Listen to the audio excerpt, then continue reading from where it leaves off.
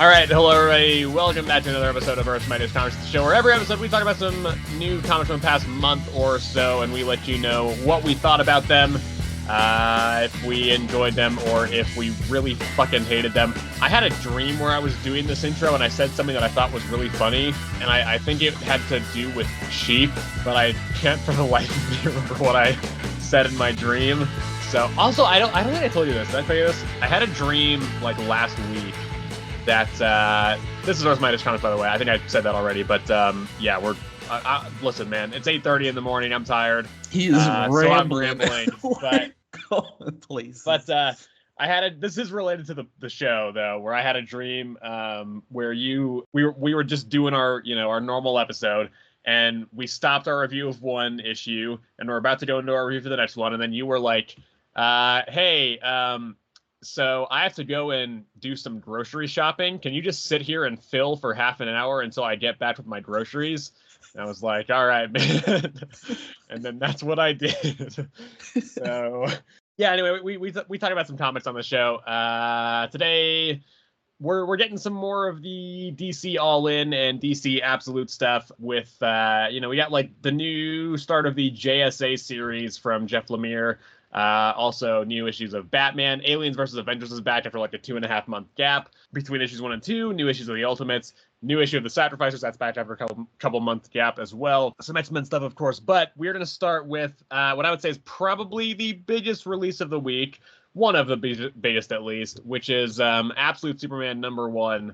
Written by Jason Aaron, and the artist is Rafa Sandoval. So this one, I was a little bit skeptical going into it. First of all, I had heard more kind of mixed things on this one than I had on, specifically, I mean, Absolute Wonder Woman, everybody like universally loved. But even Absolute Batman, it was, I did hear some mixed things about that, but generally I thought I kind of was hearing more mixed rumblings on Absolute Superman, and that kind of made sense to me because it's written by Jason Aaron, who is a writer who I think is capable of some really great work, but he has also written some like really, really bad comics. His run on Avengers, I think, is pretty awful for most of it, but then like his run on Thor is one of the most celebrated Thor runs of all time. So, he's capable of both really, really great and really, really not great comics. So I was a little bit surprised when I did end up coming out of this one liking it more or less. I don't know if I like it as much as Absolute Wonder Woman. I definitely like it more than Absolute Batman #1. Okay. Yeah, I thought you might take issue with that. So, yeah, basically, this issue, spoilers for everything, by the way. I should say that more, but I always forget to. And there will be time codes linked in the description if you want to jump around to any issue in particular. But, yeah, so this issue is focused around kind of the two major parts. One set on Krypton, one set on Earth in the present day. The Krypton stuff is a flashback. The Earth stuff is very simple. It's basically just Clark. He's still, I think, just going by Kal-El in this. He, is kind of working in some, he's working in the mines, doing jobs kind of in that vein around the world. But in this particular issue, he's in Brazil. So he's there. He's kind of, he's working in the mines some, and this corporation that's like running the mining operations, they have this kind of militant security force called the Peacemakers. They all have like the Peacemaker-esque uniforms and such. So, they're very much mistreating the workers and everybody who's kind of, who's working underneath them. And so Clark comes in, basically does all their work for them off panel, makes a whole bunch of diamonds. But that kind of, because this has happened also a couple of times in other cities around the world, that kind of puts the Peacemakers on edge. So then, they start kind of, attacking and threatening and holding the workers at gunpoint. And then Clark comes in and has a big fight with them. And then at the end of that section, a version of Lois Lane pops up, who is like an agent of the Peacekeepers. And that's the cliffhangers they're going to fight next issue. Some interesting stuff with the present day stuff that is notable. His suit is sentient and is kind of talking to him the whole time. I think it's kind of similar to something like the crystals in the original Christopher Reeve Superman movies that have like the consciousnesses of Jor-El. It's not Jor-El in the suit that's talking to him, but it's some seemingly artificial intelligence kind of Krypton program thing that is talking to him. It also seems like he has to. He seemingly doesn't get enough energy and power from just solar energy. I mean, he does, but not like the sun. He needs to kind of charge in this like vehicle that he's got. He needs to kind of, he needs to refill his battery, if you will, with solar energy there. So that's the present day stuff. The past stuff, the Krypton stuff is the present day stuff, by the way, is fine. But I think where this issue is most interesting is the Kryptonian stuff. Absolutely. I think that stuff is really cool. And I was really into the Krypton side of it, because this is the part where I think we see some really major deviations from the original, the main DC universe, because, the present day Earth stuff, the Brazil stuff, like, we don't get enough of a look because it's so self-contained in that one kind of scene. We don't get a huge look at how it might deviate from standard Earth. This is kind of a problem I had with the Gotham of the Absolute Universe as well, is that it seems like it's kind of not very distinct from the main universe. But with Krypton, I think the world building is very cool. Basically, it's on Krypton, the scientists are kind of seen as the highest class citizens, whereas the farmers and, kind of more menial job workers are seen as kind of the lowest rung on the societal, kind of hierarchical system. And that's, as a result, that's actually what the S means in this universe on the House of L's chest. It's not a specific house symbol or anything. It is a sign that they are, like, in quotations, less valuable citizens than the scientists and some of those other classes. So Jor-El, he's like actually both of Cal's parents were set to have very lucrative careers in the scientist set, but because they kind of then, went on record criticizing the kind of ruling class of Krypton and, how they saw the imminent, death of the planet coming, they were then kicked out of that life and sent to go, work on these kind of, farm and also mining jobs. So, Jor-El is somebody who goes in and kind of surveys mines that are, falling apart. So he goes into one of those, has kind of a skirmish with some other one of the it's not one of the scientists, but it's one of the other classes. And so, the mine ends up collapsing, and that's kind of the first sign of Krypton's death incoming. And so at the end of the issue, we kind of cut back to Krypton and see Jor-El kind of realize that the planet is dying, and what that kind of how that impacts him. So that is kind of most of what this first issue is. Again, present day stuff, it's fine, but the Krypton stuff I think is really interesting, and just the world building, the the filling out of the culture of this version of Krypton with their different hierarchies. That's all really interesting. I think just also, like, the art by Rafa Sandoval is amazing, and I think that especially shines through in the Krypton stuff because it's just more, he's able to draw more cool, unique environments than in the present day stuff. Rafa Sandoval, great artist who he previously was working on the House of Brainiac crossover event from earlier in the year. So I knew that I liked his art, and it definitely carries over here. But just the description of the farming life and some of the these extravagant places on Krypton, these settings. And, it delves a little bit into the capitalistic side of it as well, with, the farmers having to pay like a monthly subscription essentially to get rain for their crops, because it's controlled by the scientists. Stuff like that. The world building there is just very interesting to me, and combined with some just very cool, detailed, artistic environments. That part really popped out to me in a way that the present day stuff just didn't. So going forward, I don't know how I'm going to kind of fall on this series. Again, I think I will continue to like the Krypton stuff, but I do expect that as the series goes on, that will kind of become less of a focus. So I don't know if the present day stuff kind of keeps at this level. I think I will like the series less with time, but I think as of right now, I think it is a strong start because that Krypton stuff is so interesting to me, and I hope it can do kind of more stuff in that kind of vein, and more of that kind of more unique storytelling and world building, and a little bit less of the more generic stuff that we saw in the Earth stuff. All right, I'm going to start off with comparing this to the other two absolute books that we have gotten so far. This is my least favorite so far. Okay. Wonder Woman was great. So this one has us divided as well. Yes, Wonder Woman. I think we both agreed that Wonder Woman has been the best so far, I think, right? It's probably, yeah, I don't think for me... So for me, I would say...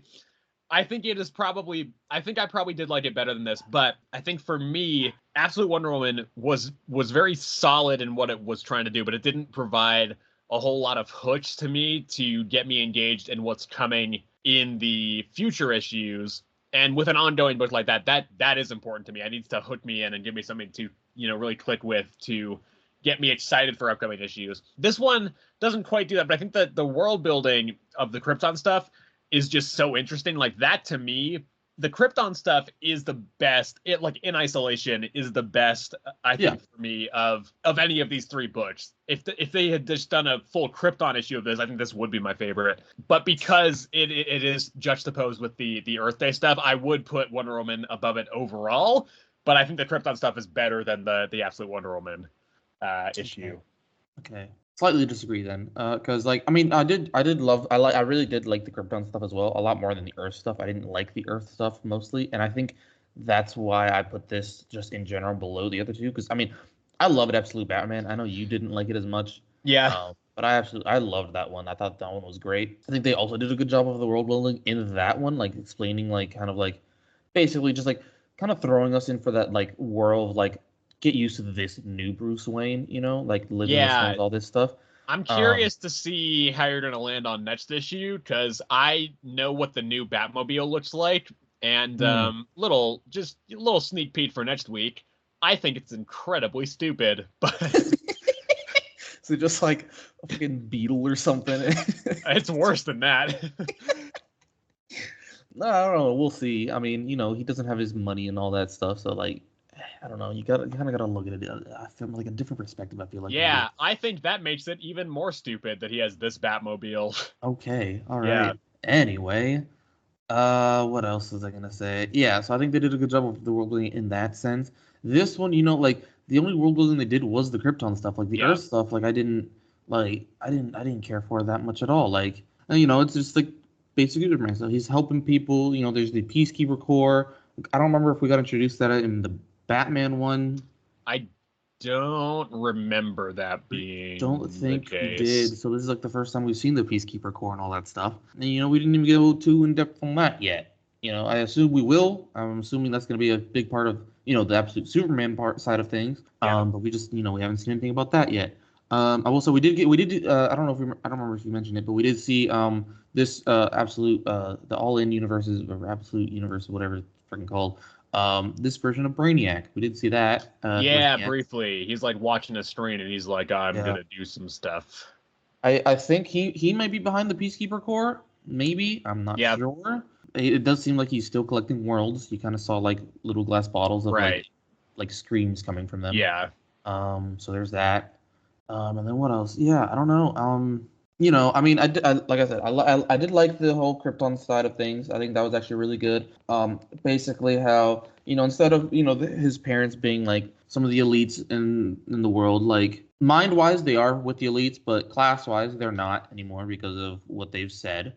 And, the fact that yes, it's still Jor-El that has discovered that their planet is gonna blow up and stuff like that. And so, I assume we're going to see them still probably just make an illegal rocket and stuff like that, and then send Kal-El to Earth and all that stuff. But who knows? Maybe that's I don't know if at this point also I don't know if Kal-El has grown up on Earth or if he grew up on Krypton and then got sent over here later. It's all still a bit mixed. We saw him briefly in that last scene where Jor-El is talking about the planet's about to die.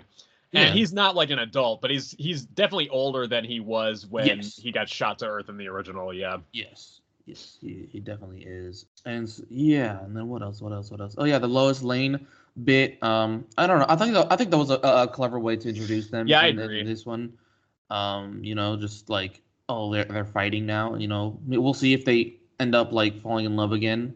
In this one. But yeah, I don't know. I just for me it was mostly the Earth stuff that I just like. It really just like did not click with me in this one. So like I don't know. I was very detached with that one. I just didn't find it as interesting at all. His powers are seemingly working differently. The suit thing I think was that's pretty interesting. Like it's like an AI suit that talks to him and all that stuff. But ultimately, I don't know. I didn't enjoy this one as much as the other two books so far. Yeah. We'll see how Absolute Batman #2 is. But yeah, I mean, it's not like horrible or anything like that. It didn't click with me as much. So yeah, I'm gonna give it a 7. I'm also going to give it a 7. The difference is How am I gonna? well, the Okay. difference is I gave Absolute Batman a 6, and I believe I gave Absolute Wonder Woman an 8. So, this just slots neatly right in between the two of them. All right. Well, all right. Well, moving on here. Go to JSA #1. Okay. Yeah, so this is JSA #1, otherwise known as the Justice Society of America #1. Written by Jeff Lemire, and the artist is Diego Olortegui. I was incredibly excited for this book. I was like unreasonably excited for this book because it's a Jeff Lemire book, and I've talked about it on this show before. I think Jeff Lemire is an amazing writer, so I was very excited for this, but I don't know about this one. Yeah. I don't think it's poorly written. It's just that there's so many fucking characters, and most of them I don't know who the fuck they are. Because this issue, it's kind of split again, kind of into two sections where we have I would say most of the issue is based on the current JSA.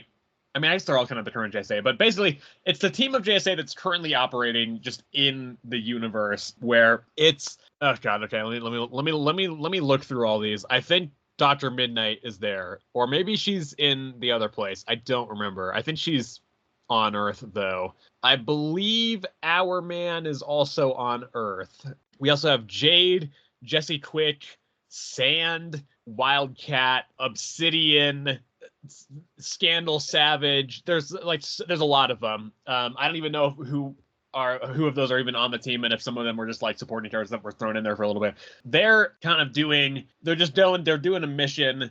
They fight some like shadow things or something, and they're kind of trying to find out information on this one kind of group or something that is some force that is operating where they are. And then so after that part of the issue is kind of focused on a lot of team drama between a whole bunch of the characters. And then we cut to outside the Tower of Fate, which seemingly is not on Earth right now. It's just kind of in some random like limbo space where the more recognizable characters, the characters that I'm familiar with, are trying to get back to Earth.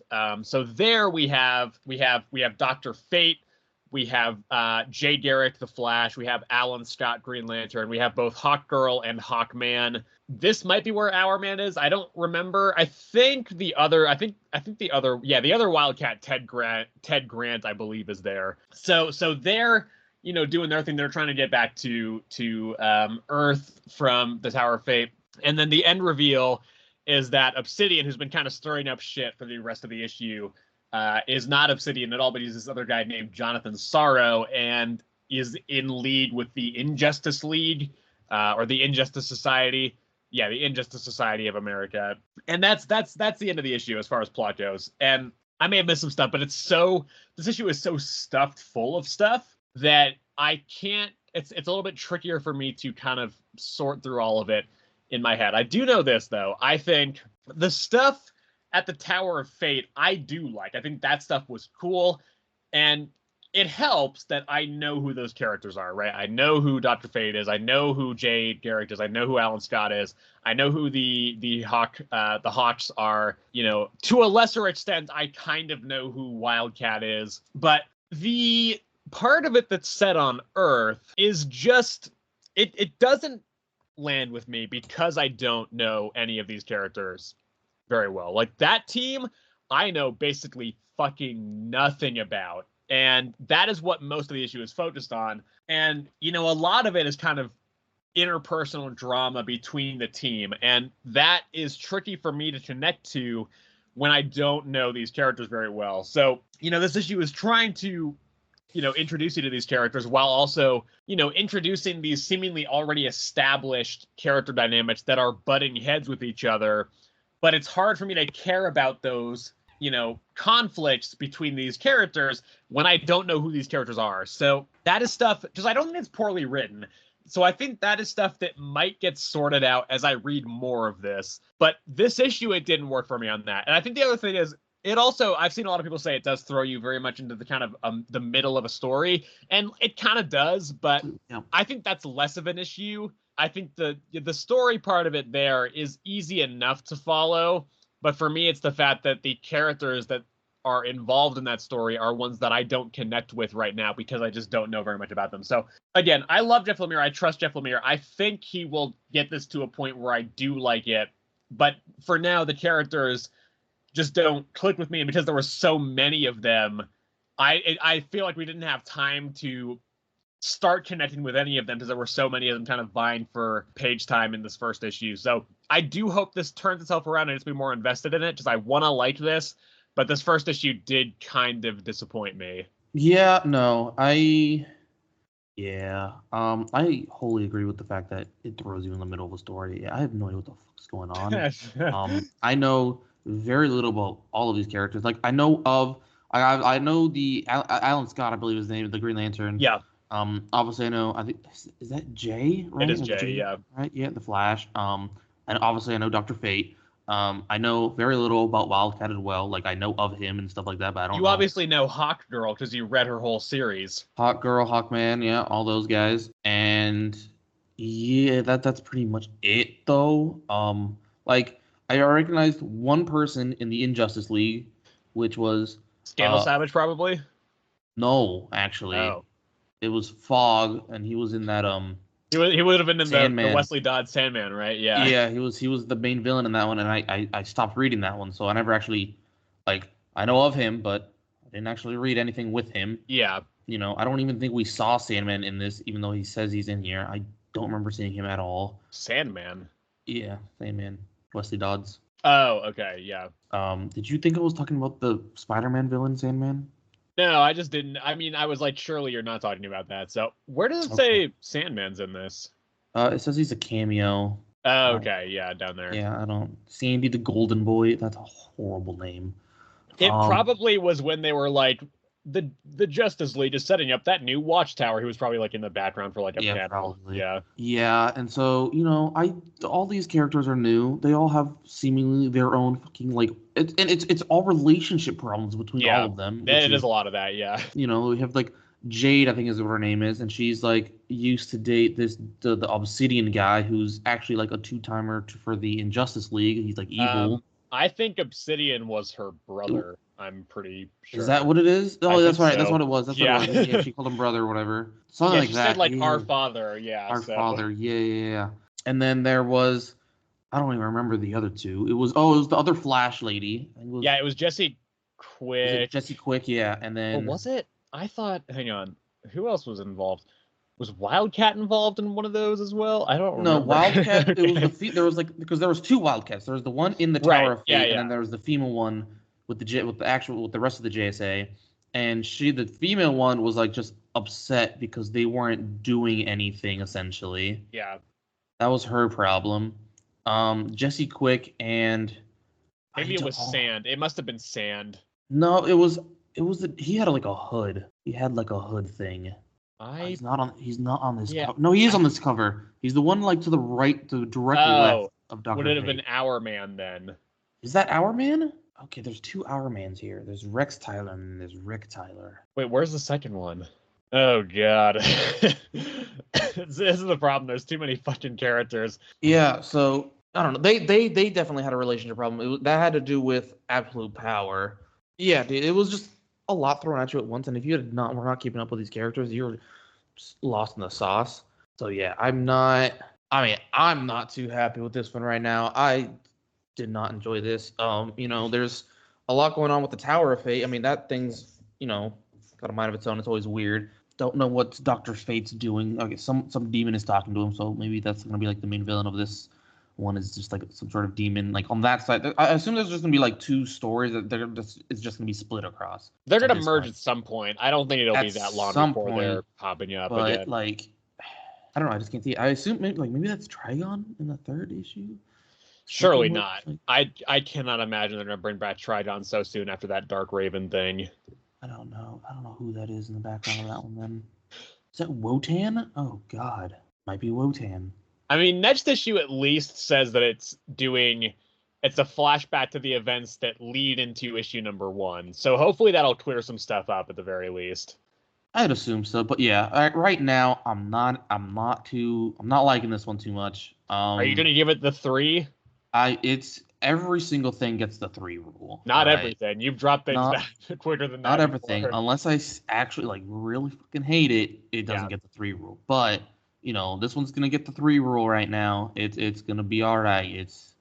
It's just there was too much going on. There was a lot of drama in the actual team that I did not like. We got an entirely new team in Justice League.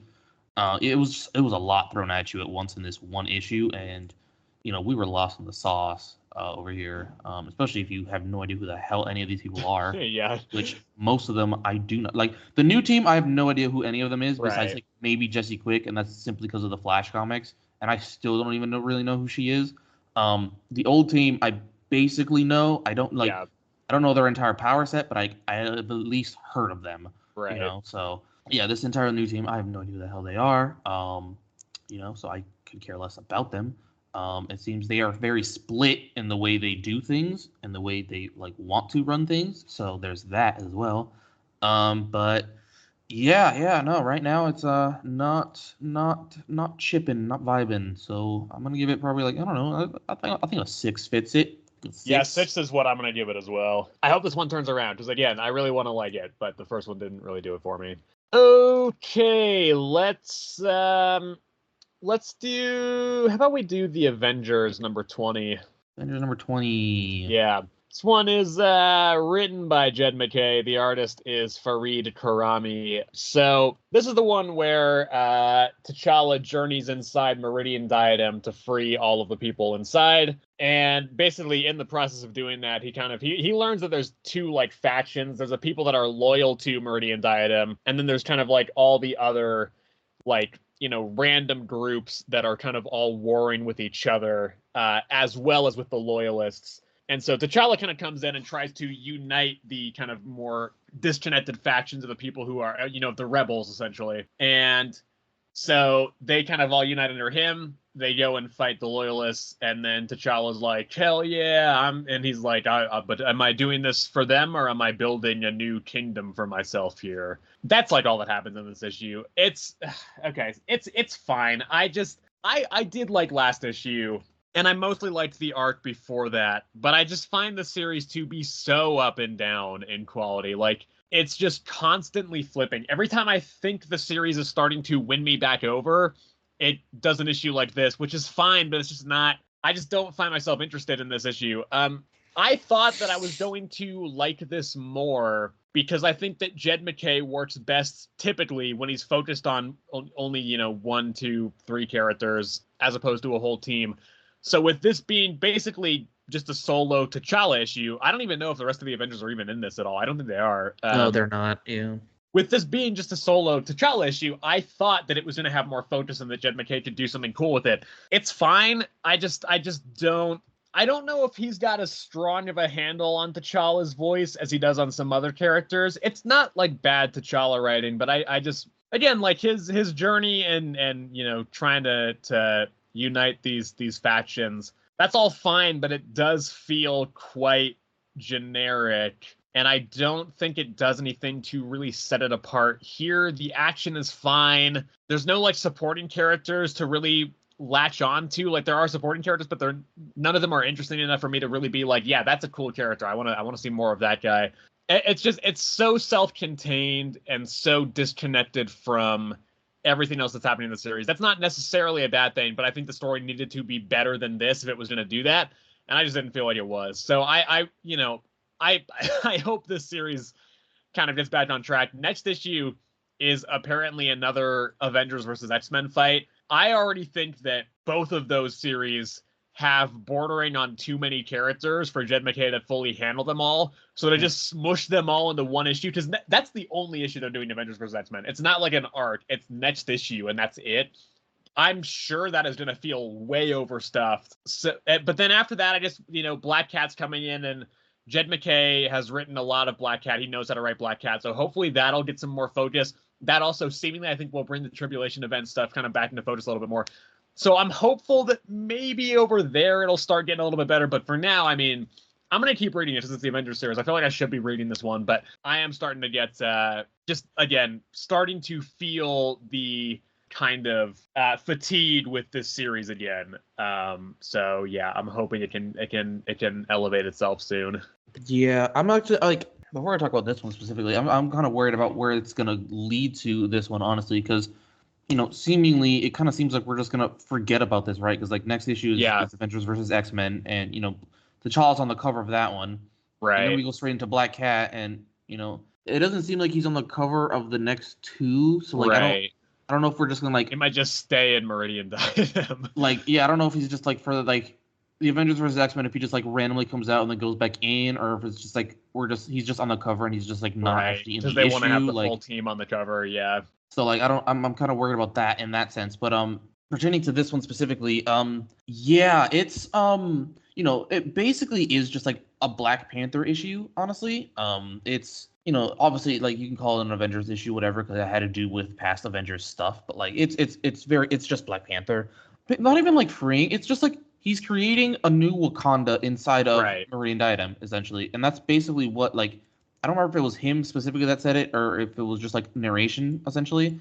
But I remember specifically at one point they were Wakanda doesn't want him, so he's making a kingdom that does, essentially. I think is what it was something like that. Yeah, all the narration in this issue was from T'Challa. Okay.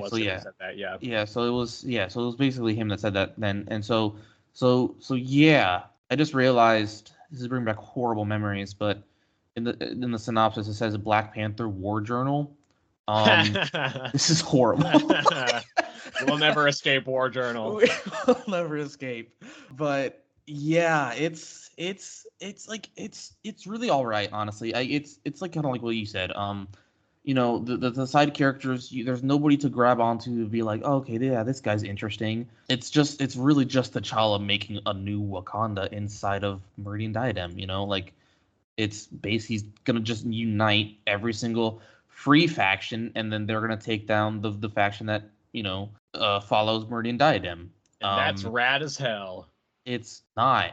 No, it's not that good. It's not that good. It's just, and it's I don't know what to say specifically about it's just okay, you solve this issue, okay, yes, you basically make a new kingdom, but then as soon as you leave, what's to say that it just doesn't go back to the exact same as it was? That's, I don't know. Yeah, that's the way I think. But I wonder if that is going to kind of be something that he thinks about as well, and just kind of decides to leave the Avengers and go live with them.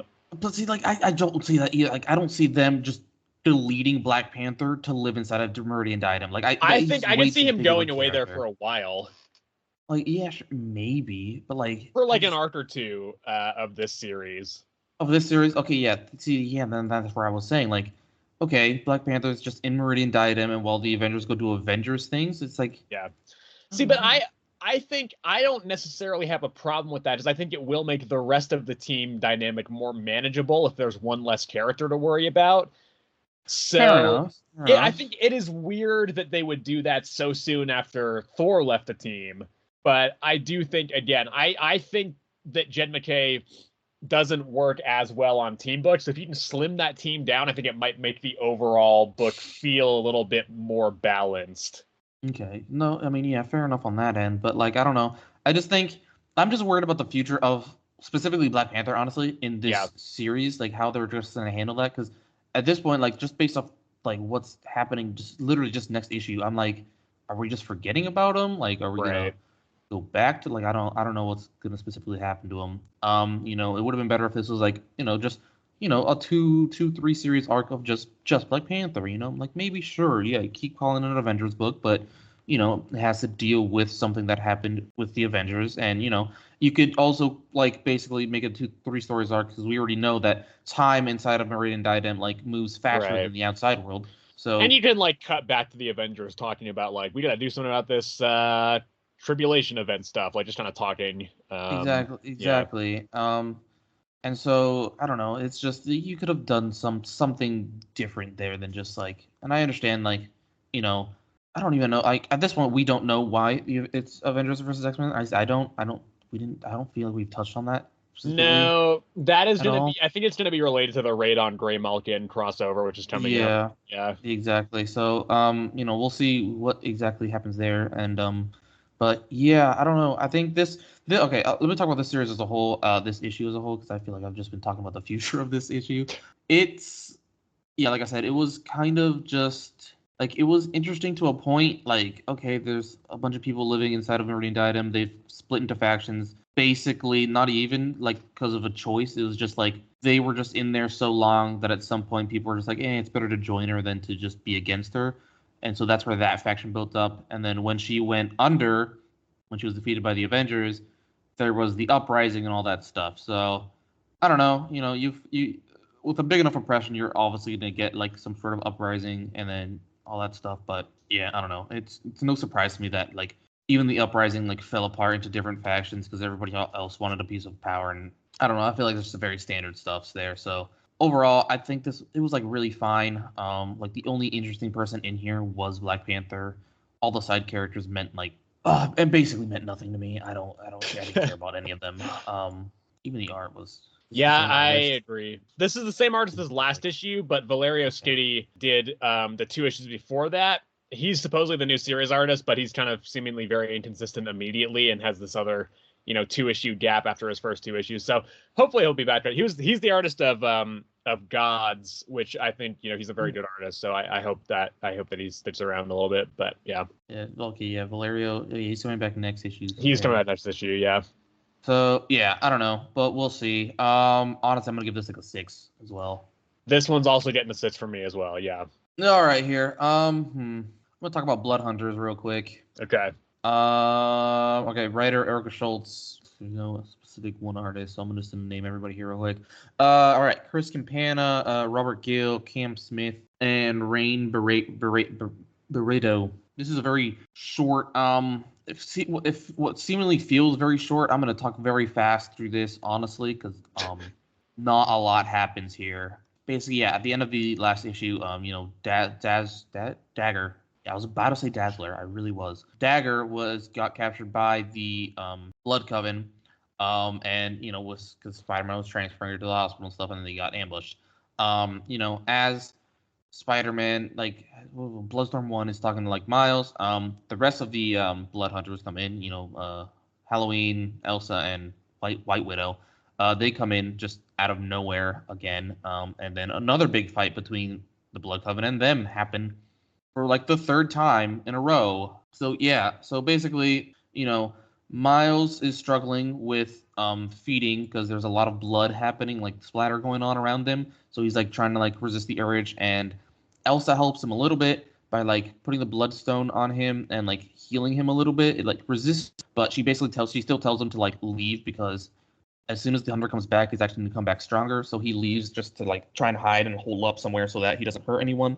And then yeah, essentially they're defeated by the Blood Coven and they take Dazzler away. And then we skip to where the Blood Coven are like being holed up.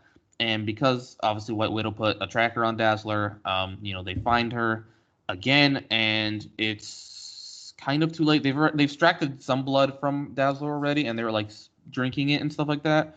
But yeah, I don't know. They're trying to get the drop on them, and I don't remember how this one ends specifically. I'll be honest. Oh yeah, Halloween and Elsa go in there and they start fighting, and White Widow isn't to be seen. I assume there's some sort of trap thing. I don't know. It was really mid. This is the 3rd fight in a row we've seen between Blood Coven and Blood Hunters, and it never ends well for the Blood Hunters. So I don't know what's gonna be different this time around for the fourth time, because I assume this next issue we are also gonna get another fight between them. And according to the cover, Dazzler is like dead. I highly doubt that. Dazzler is dead. Dagger. I keep saying Dazzler. I don't know. It's a mid, dog. I'm gonna give it like a 5. Genuinely, I'm gonna fed up with this. But I think we got one more. Yeah, we got one more. So we're sticking it. Yeah, there's only 4 reviews for this on League of Combat Geeks. I'm just gonna read them all out real quick here because I think it's funny to see just the consistency across the board here. First one is from Volrath528 that says, "Really don't know what this comic is trying to do. The story is almost non-existent, almost no direction. Hope this thing picks up or just ends soon." That's a 5-star out of 10 rating. Switch Guy says, "This comic is mediocre. The art is fine, but the character writing and plot are kind of bland." Also 5-star overall rating. Slayerfest says, "I can't wait for this to be over." 3-star overall rating. And Joe Fayant says, "This issue was fine." 6-star overall rating. So it seems to be nobody really likes this series that much. Nobody. I mean, I agree with the first and second one very much. This has no idea what it wants to do, and the character writing and plot are just fucking awful. Yeah. Okay, so I just all go. Not all. Sebastian read everything that I read this week, so let's go and talk about Green Arrow Annual. This is Green Arrow Annual #1. It is written by Joshua Williamson, and the artist is the couple artists. We got Sean Izachi and Amante Nohilpan. So this is the actual last issue of Joshua Williamson's Green Arrow run. Now, we did talk about the last issue, the last main issue of his run, but that audio, that's the audio that got lost. So but I will say again what I said there, which is, first of all, this is fine. I don't think this is bad. This is a pretty decent issue, but I think I don't think it's as good of a conclusion to this run as the previous issue was. I mean, that last issue, both wrapped up everything from Joshua Williamson's entire run up to that point, and it also ended up, setting up just, a back to basics approach for the character, where the last line of that issue was, no more space, no more time travel, no more crazy cosmic shit. It's just me and a fucking bow and arrow. That was such a strong way to end that run that this just feels kind of unnecessary, and I don't know why it's here. It just feels like a weird return to this run when I'm much more interested in the start of the new run from Chris Condon. This issue is essentially in the far future. Ollie is telling a bunch of kids, I think some are his and some are not, about I generally think they are all his grandchildren. Yeah, it could be. Basically, he's telling them a story about him taking down Firestarter, which is just basically an arsonist that he was on the tail of for years. He tried to take him down over a number of years with no success, and Firestarter was always taunting him about it. But then eventually he kind of gave up. He thought he kind of knew who it might have been. He had 3 people he was kind of between on, but each of them had alibis for some of the fires. Nobody, I believe, had them for, I mean, it would have been impossible for any of them to have them for all of the fires, but all of them had him for some of the fires.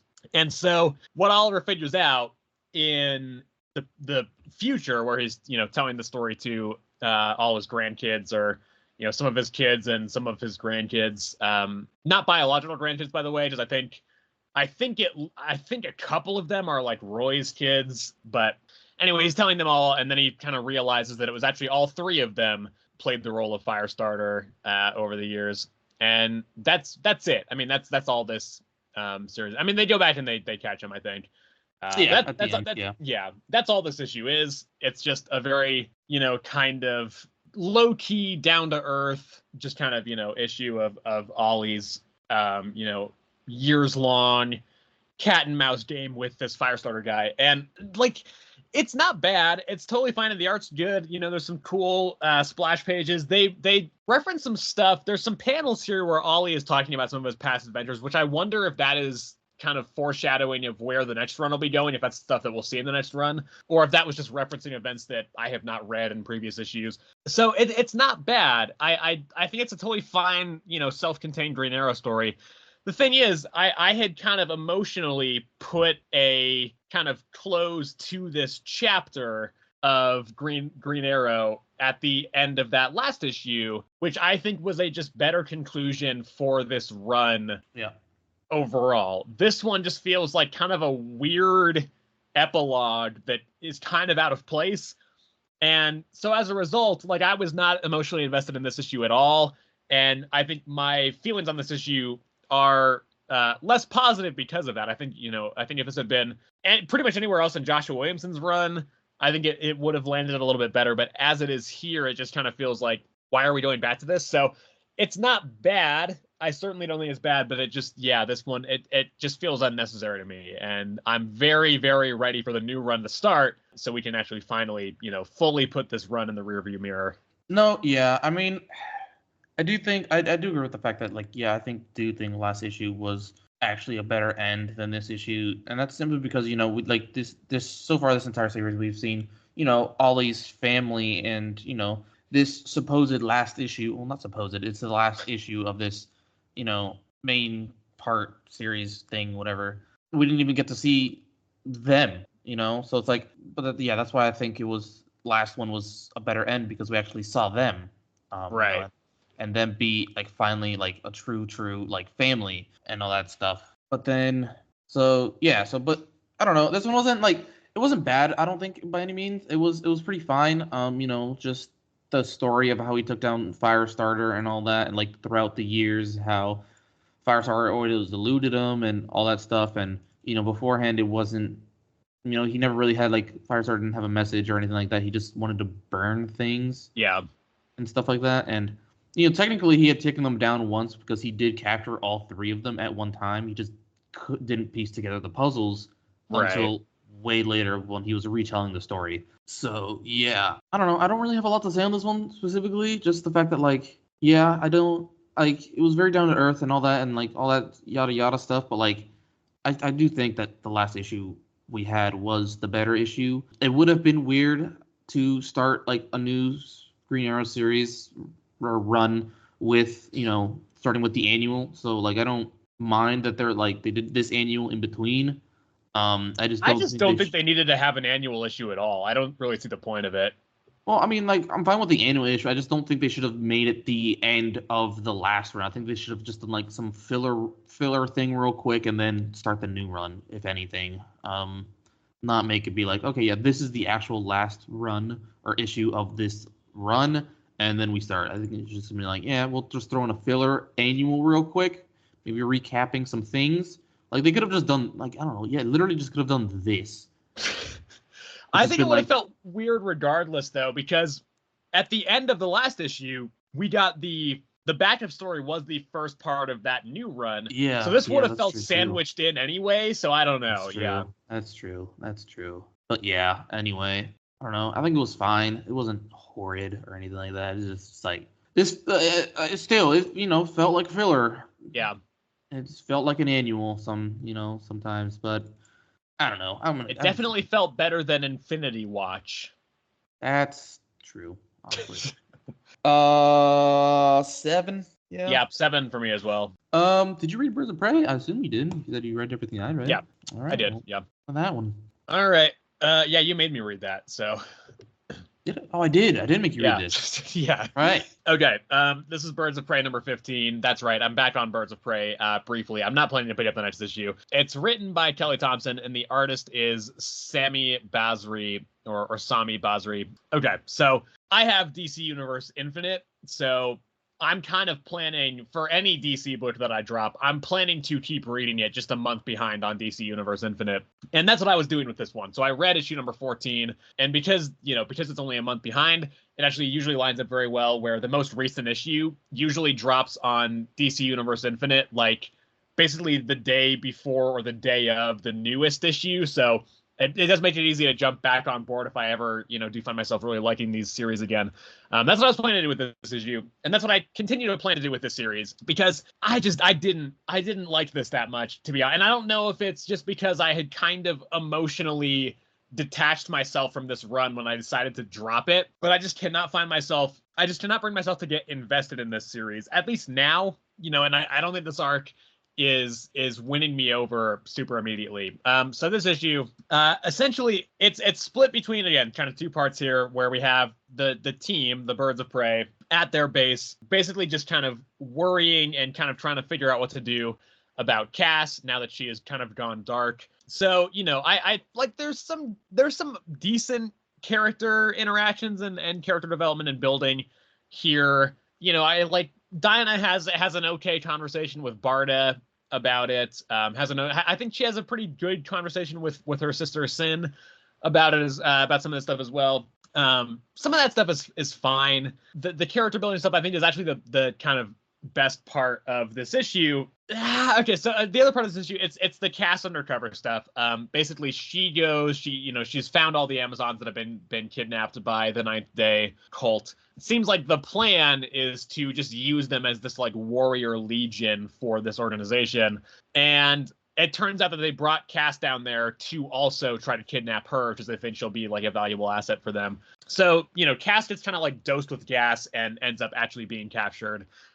Puts up a good fight, but gets captured. And then she, you know, manages to escape, of course, because she's just entertained. She's probably, honestly, the most, like, skilled of the Bat family. So she manages to escape and gets down to, like, the lower levels to try and get everybody out. Because she says, like, I can escape on my own for sure, no problem. But she wants to make sure she gets all of the other people who have been kidnapped out of there as well. So goes down to the lower levels, and then the Ninth Day unleashes this, like, big, hulking, like, mutated something that they have kind of created in their experiments to kind of try and take her down. So that stuff is fine, and it should be better, I think, because Cass is cool, and her kind of just on this solo escape mission from this cult stronghold should be cool. The problem is, I find the villains to be insufferably annoying.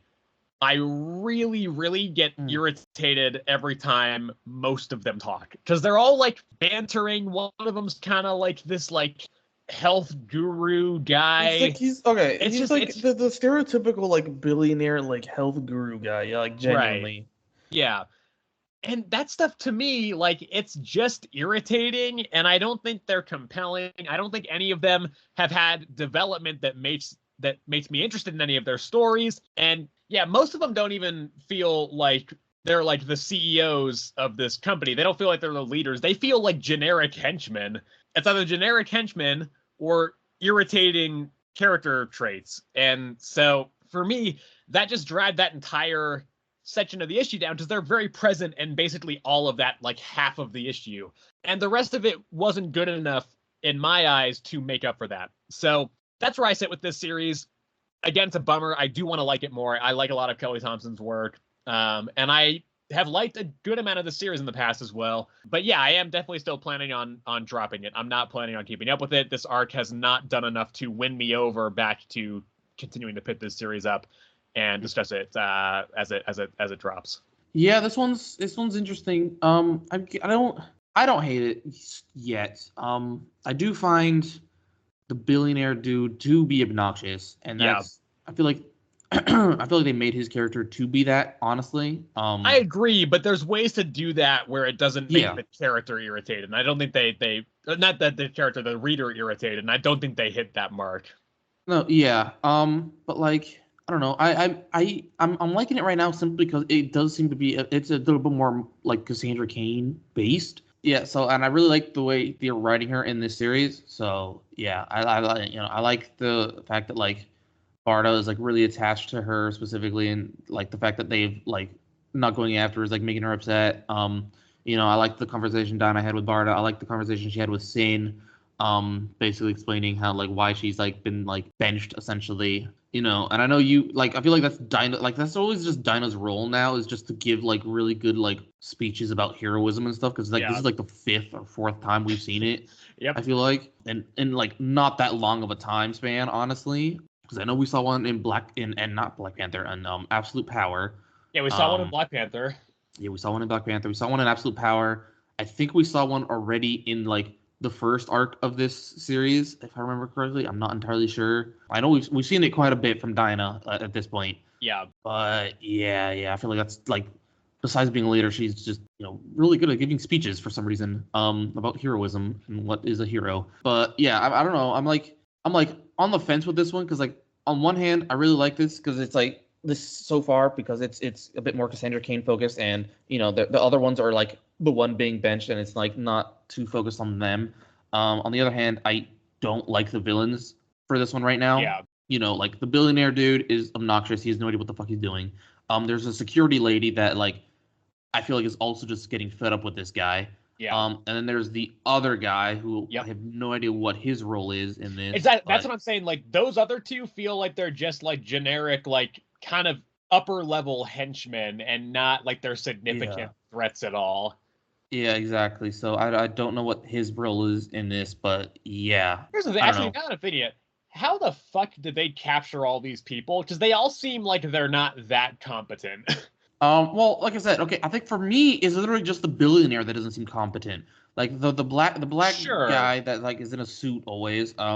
He seems to be smarter, and then it's the same with the security guard lady. Because when like in this one specifically, when they couldn't find Cassandra Cain in the cage that they had captured, it was the billionaire that fucking opened it, and the security lady was like literally like, "Don't open it!" Like, she screamed that out, and he still fucking opened it, and she escaped. Okay, so let me rephrase that.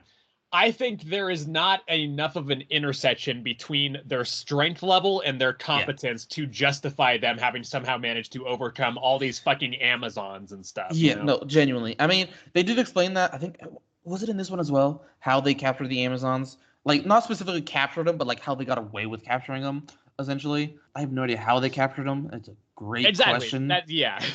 Like, specifically how they captured them, who fucking knows? But yeah. I have no idea. But like I said, I feel like it's literally just that billionaire health guru guy that has no idea what he's just like, he's so dumb. Like, genuinely has no idea what the fuck he's doing, and it very much shows the entire time. And I do agree with you. They could have probably written him a bit better so that it's just like not as obnoxious. But I feel like it's more funny and less. Exactly. Because at this point, it's just like literally he's like not just he's just stupid. He's like genuinely. Yeah. So I think this is fine. I'm still gonna keep reading it, honestly. Like, I'm not to the point where I'm like hating it. Like, that last arc.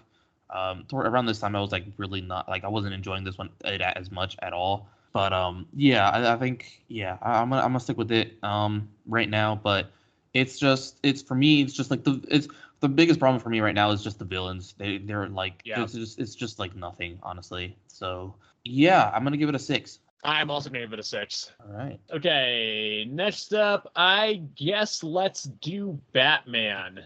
This is Batman number 154, written, of course, by Chip Zdarsky, and the artist is Carmine Di Giandomenico. So Jorge Jimenez is not on this issue on the art, but that's okay. I do think, like, I prefer Jorge's art, but I do also really like Carmine Di Giandomenico. I like his art a lot as well. He did a really his art on the Flash run that he was drawing was like so cool. So don't mind him being on this book at all. So okay, I'm kind of trying to remember what happened. This issue was not good. It wasn't terrible, but I don't think it was great. Certainly. Okay, I can talk about this one a bit. Okay. This one, overall, I will give my overall rating real quick. It was fine for me. It's definitely worse than last issue, I think. So I think for me, it's the middle part and the beginning that's like not that great. I think it ended amazing, honestly. I loved the ending for this one. But like for me, it was like the beginning and middle, it was super slow. And, just like things that we had kind of already known were like falling into place. And that's where I was like, okay, let's catch up now. I was a bit bored of just like all the dialogue specifically. But yeah, basically, they found out that, Mayor's dead, obviously. Yep. I don't remember, like, I'm like genuinely drawing blanks on like what happens kind of in between things. I know Bruce goes to go and talk to Edward Nygma and some dude who's hanging out with him because he thinks that one of them did it, but he can't find any proof that they did. So I remember specifically the dude that's hanging out with Nygma is the new he's the head of the Court of Owls now. Right. I don't see Batman. his name in the appearances, but Yeah, I don't. I think he's also like some sort of business partner specifically. I think he owns a business as well that's Yeah. like competing with Bruce's. I Is think it his still name Wayne is. Industries? No, I don't think he's Wayne. Wayne? No. I'm saying the business that Bruce. It's Wayne Enterprises still. Okay. Oh yeah, yeah. I think his name is like Rocky Balboa or something. What? That's okay. That's The hell. the only thing that popped into my head. So Okay, we're not calling him Rocky Balboa, I'm but calling him Rocky Balboa. all right, fine. I remember this one had a lot of to do with Harvey as well. He's back on the force. Yeah, Harvey Bullock, by the Yes, way, Harvey not Harvey Bullock. Dent. Yeah. They kept calling it Harvey, and I generally thought it was Harvey Dent, but it's Harvey Bullock. He's back on the force. He's kind of seemingly to be the new Jim Gordon in that sense, where he's gonna be like working with the Batman in a lot of things.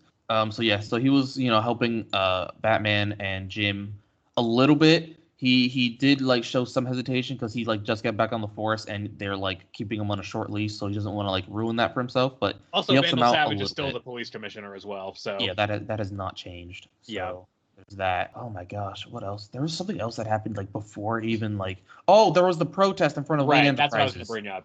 Yeah. The protest still going on. Bruce walks out there and like confronts them and is like basically asking what's wrong. And basically they're upset because they think the Wayne Enterprises somehow murdered the mayor to take over the town or something like that. There's also, I think they're shouting at him like, "You're giving all this free healthcare. It's incentivizing like illegal immigrants to come in here and like steal all our jobs and stuff and get free healthcare or something." And one of them threatens a little girl, and that sets Bruce off, and he's like, I'll fucking break every bone in your body. He's like, you want that healthcare? You want that hospital bill? I'll give you the fucking hospital bill. And that's when Commander Starr walks in and is like, yeah, you gotta, you can't have like 2 masks or something like that. I don't remember exactly, but it was that exact dialogue. You can't have 2 masks or something like that. Yeah, I don't remember. But anyway, the big thing is that the way it ends was, I don't know. Did you not like the ending? It kind of seems like you didn't. I'm confused about the ending because they're investigating the scene where the mayor was murdered, and Batman and Jim. And then Jim goes to go investigate some place kind of outside of the main room and comes back like holding a gun to Bruce and is like, "I'm sorry, I didn't mean to do it." And I was like, "What the fuck? Where did this come from?" So I guess my question is this implying that he killed the mayor?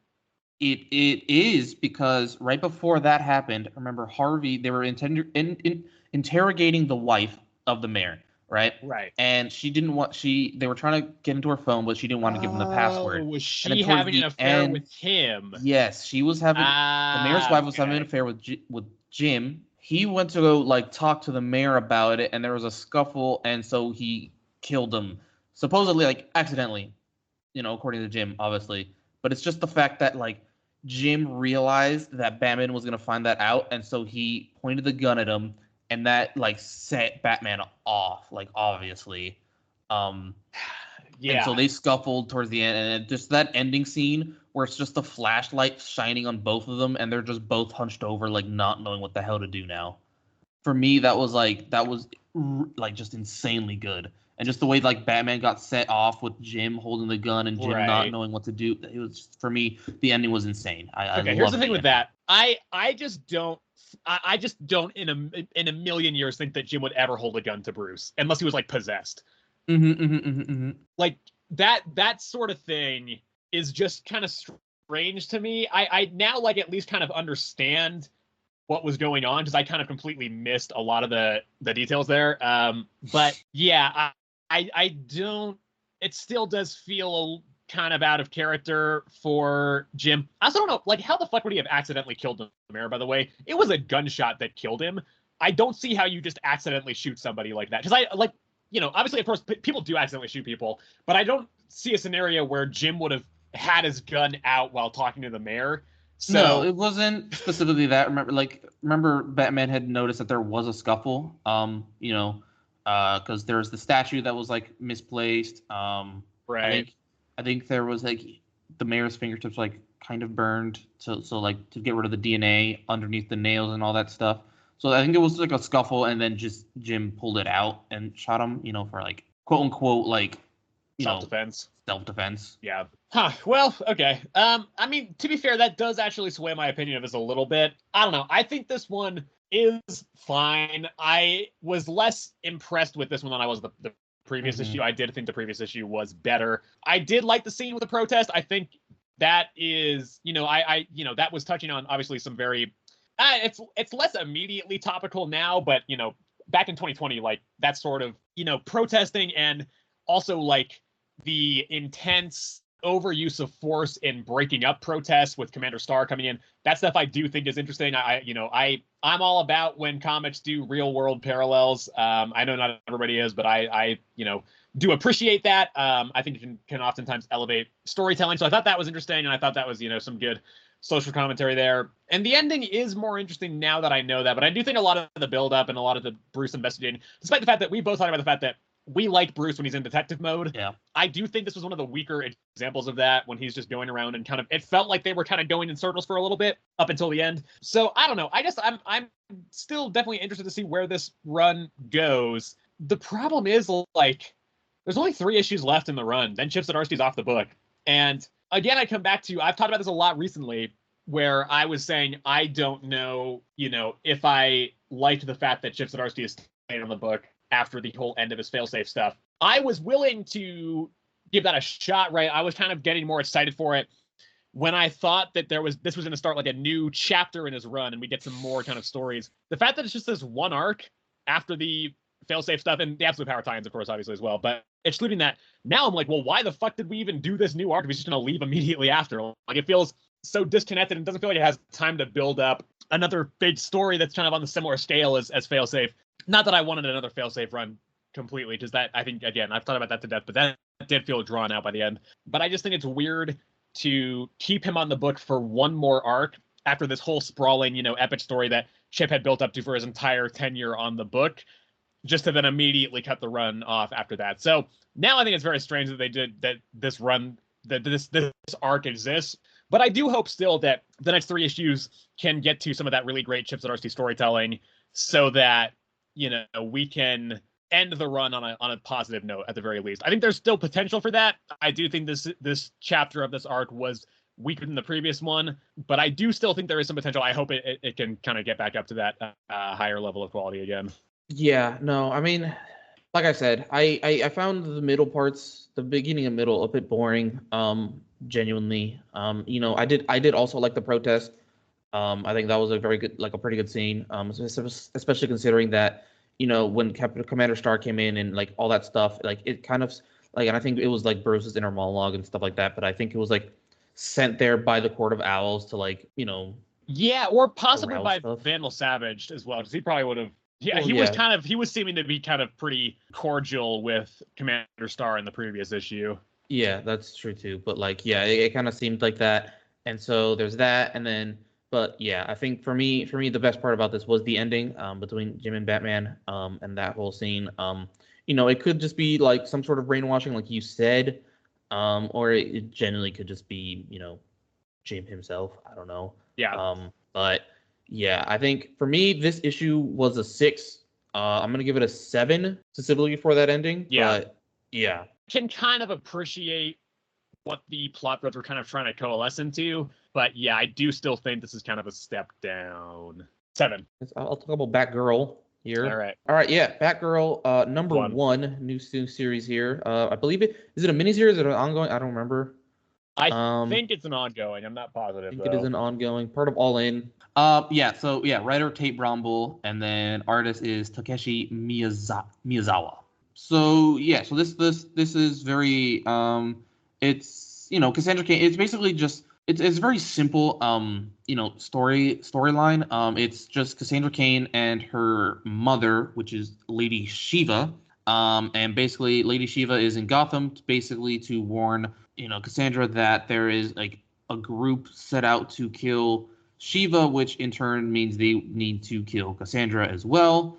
And she's like basically in there to warn her about that. The group ambush them and they fight them in like 2 different areas. First in like some like seemingly abandoned high rise, and then the next area in like this place that worships Lady Shiva. But it's art wise, it's great. Story wise, I don't mind it. For me, the biggest problem is the writing. It is super clunky. Like it's just like it's riddled with like narrate like inner monologue bubbles. Like and that's not the part that bothers me. It's just the fact that like those inner monologue bubbles are like just one word and like it just like the dialogue just feels super fucking clunky because of it, right? Because like basically the entire time it's just like Cassandra trying to figure out if her mom is lying or not, and it's just constantly filled with those like lies. That was a lie. My mother taught me like showed me how to like read people's bodies to tell when they're lying or not, or that's the truth. It was literally just like filled with that, and it was just constantly like the entire time like anything Lady Shiva said was like truth, lie, or like because like even the fight scenes were just like kind of meaningless because like at the same time whilst Cassandra and Lady Shiva were fighting the group, they were also fighting each other, but like whilst fighting each other they would take advantage of that and then team up. It was super weird and like just super clunky, and that was my biggest problem with it. Like story wise I don't mind it genuinely. It's just the writing was super clunky. And it just felt like it was like jittered. Like it would like flow and then just like all of a sudden like halt and then like another halt and then like flow again for like two and then halt, and it was just like it didn't flow very well for me. But other than that, I think the story is fine. I you know, it's Cassandra Cain is basically debating whether or not to trust her mother and help her mother. Ultimately, towards the end, she decides to help her mom out in fighting this group. Ultimately, because she's like, you know, Lady Shiva, like Cassandra at one point asked her mom, like, why is she helping her out? And Lady Shiva was like, because you're my daughter. And so towards the end, Cassandra's like, I'm gonna help you because you're my mom. You know, like there's like because it's like family essentially. What is this, a Fast and Furious movie? Essentially, yeah, man. It was, yeah. I mean, you know, the Bat family is literally about essentially family. Like, I don't know. So what is Batman fucking Dwayne the Rock Johnson? No, it wouldn't be Dwayne. It wouldn't be Dwayne. It wouldn't be Dwayne. He'd be Dominic. Yeah, I just really don't like Vin Diesel. I don't love The Rock either, but yeah. So yeah, you know, like I said, I like the art. So far I like the story. I did not enjoy that writing. So yeah. But other than that, I did really like this. I am going to continue with it because I actually, like I said, I really like Cassandra Cain, his character. So yeah, but right now I think it's got some work to be done there. So I don't know. This is a tough one for me. I'm between a 6 or a 7. I'm gonna give it. Oh, this is really hard, actually. Oh man, I'm gonna give it a 6. Yeah, that's gonna. It's a high. It's a high 6, but it's a 6 nonetheless. I again will probably give this a shot, but I'm just gonna wait till it's on DC Universe and read it a month behind. Also, I was looking through some of the reviews while you were talking about that. Some random smartass, that's the actual name of the user on League Comic Geeks, says that apparently there's a line here in this book that just says, "Are you here for terrorism?" And without context, that line sounds insane for me. Like it just doesn't feel like grammatically. I'm like, what the fuck does that? Like what? I'm telling you, like it's the actual dialogue is just super. Yeah, it's clunky. It's yeah. Okay. Well, let's do. I think Sebastian's gonna be mad at me for picking this next. Let's do Something to Destroy the Children. It's early. It's not that early. There are only 2 other books besides this one before we get to the X-Men block. So, okay. So this is written by James Tynion IV. Artist is Warlord Deladera, as always. This is Something to Destroy the Children, number 0. So it is a direct prequel to the first issue of this book, and the plot here is simple. It's basically some dude from probably the Order of St. George, presumably, is talking to this kid about her experience with a monster and her experience with Erica. And so, you know, it's this very standard Something to Destroy the Children monster hunt story where, you know, Erica used the kid as bait to draw out the monster and then killed the monster and all that stuff. I think if I'm not mistaken, one of the scenes that we see here where Erica's talking to Aaron and is like, and is asking if she can use like the shower at this kid's house and everything. I'm pretty sure that is a scene that is taken straight from the first issue of the series. So I think that's kind of looping back around. That dialogue did seem very familiar to me. I think that's where that must have been from. So yeah, and then basically at the end of the issue, this other guy, who I guess his name is Victor. Yeah, his name is Victor St. George. Victor St. George is the guy talking to this kid, and so basically he kidnaps the kid and presumably to like induct her into the Order of St. George, or to try to, and then basically is seemingly he's talking to somebody on the phone, and it seems like a lot of the stuff that Erica has kind of experienced through the series have been challenges set up by the Order of St. George to try and like see what'll happen, I guess, see how Erica will react. I guess maybe kind of try and, you know, make her into even more valuable of an asset for the Order of St. George. And so that's basically the issue as far as actual plot goes. And, you know, it's not bad. It's good. It's, you know, it's more something to show the children. It's a very standard kind of issue for this series in terms of like dialogue feels very much the same as, you know, definitely feels something to show the children. And I definitely don't think like this is nowhere near the high point of the series, either in general or even this year. I think there are other, particularly the last two issues, the therapy one and the most recent issue number 40. Those two issues I think were quite a bit better than this. This is just kind of standard something is showing the children. It's not bad. But I do think, you know, as well, the fact that it's a prequel, it doesn't fill out so much new. It doesn't really fill out much new stuff, and you know, it is kind of building up to events that we've already seen happen, and so there's less kind of suspense and tension. The build-up doesn't feel as immediately engaging because we already kind of know what the next part of the story looks like.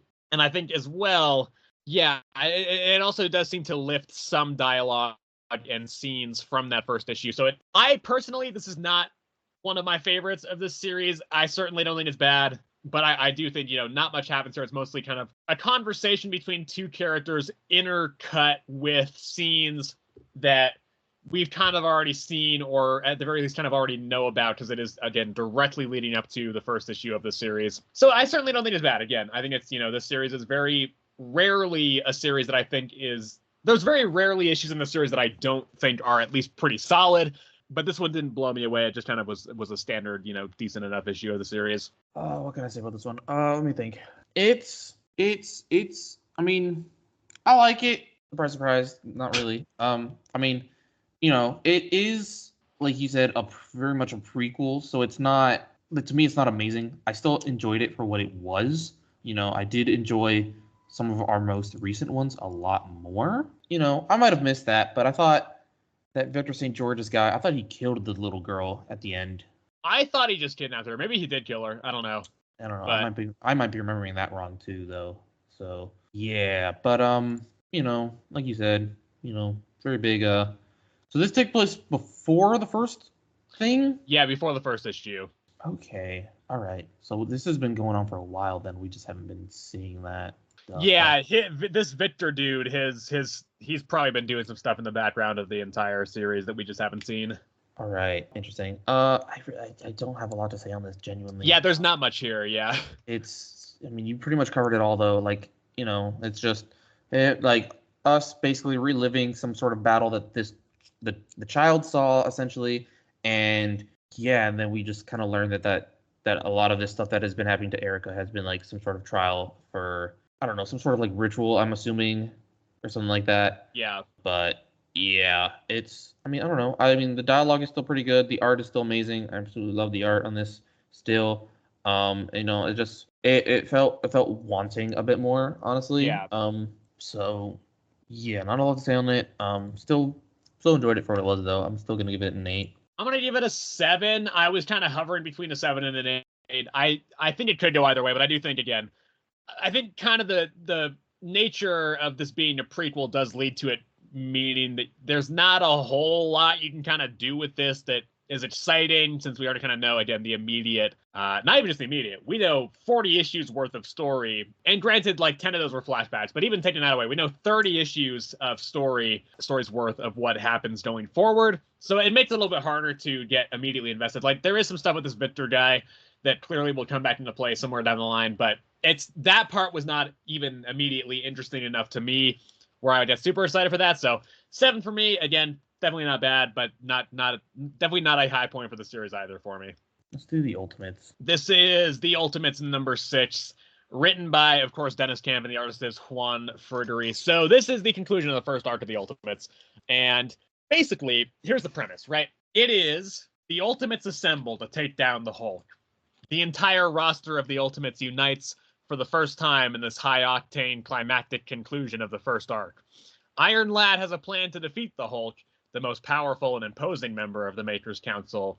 But has he gotten his team in over their heads, Sebastian? And that, by the way, was just me reading the synopsis of the issue. But the answer is yes. The Ultimates are not fucking prepared for this at all, so as it turns out. So yeah, this issue apparently, essentially, it starts with Tony making a plan. He assembles all of the Ultimates for the first time to go, and essentially his plan is to go into the Maker's compound and try and break out a lot of people he's holding there. Instead, where they end up going to is Kunlun, where the Hulk is sitting there. And to my knowledge, this is the first time we know about this. The Hulk just has the Iron Fist in this universe. Yes. Which was really fun. I thought that was cool.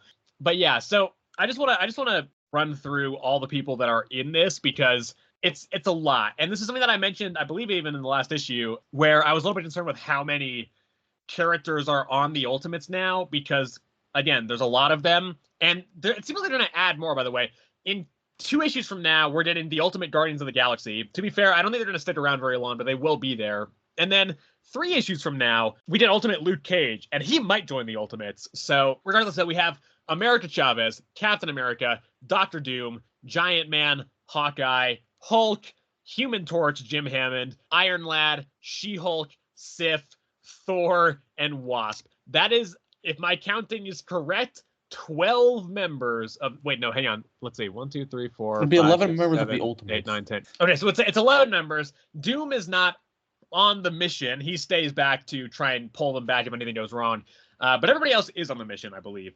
And so they fight Hulk, and Hulk has a bunch of like gamma-powered minions. So it's a huge fight between all of them, ending in Iron Man. So they clearly get in over their heads. They get pulled back to the Ultimates base by Doom, and supposedly Tony is dead. I'm not convinced of this. He's on 2 of the upcoming 3 covers. So to be fair, though, I guess technically he could be dead because we don't actually obviously see his face because it's just the two times he's on the cover is the Iron Lad suit. I guess it's possible that somebody else is in that suit, but I think that's probably unlikely. So I don't think he's actually dead. Or if he is, I'm sure he'll come back to life soon, maybe.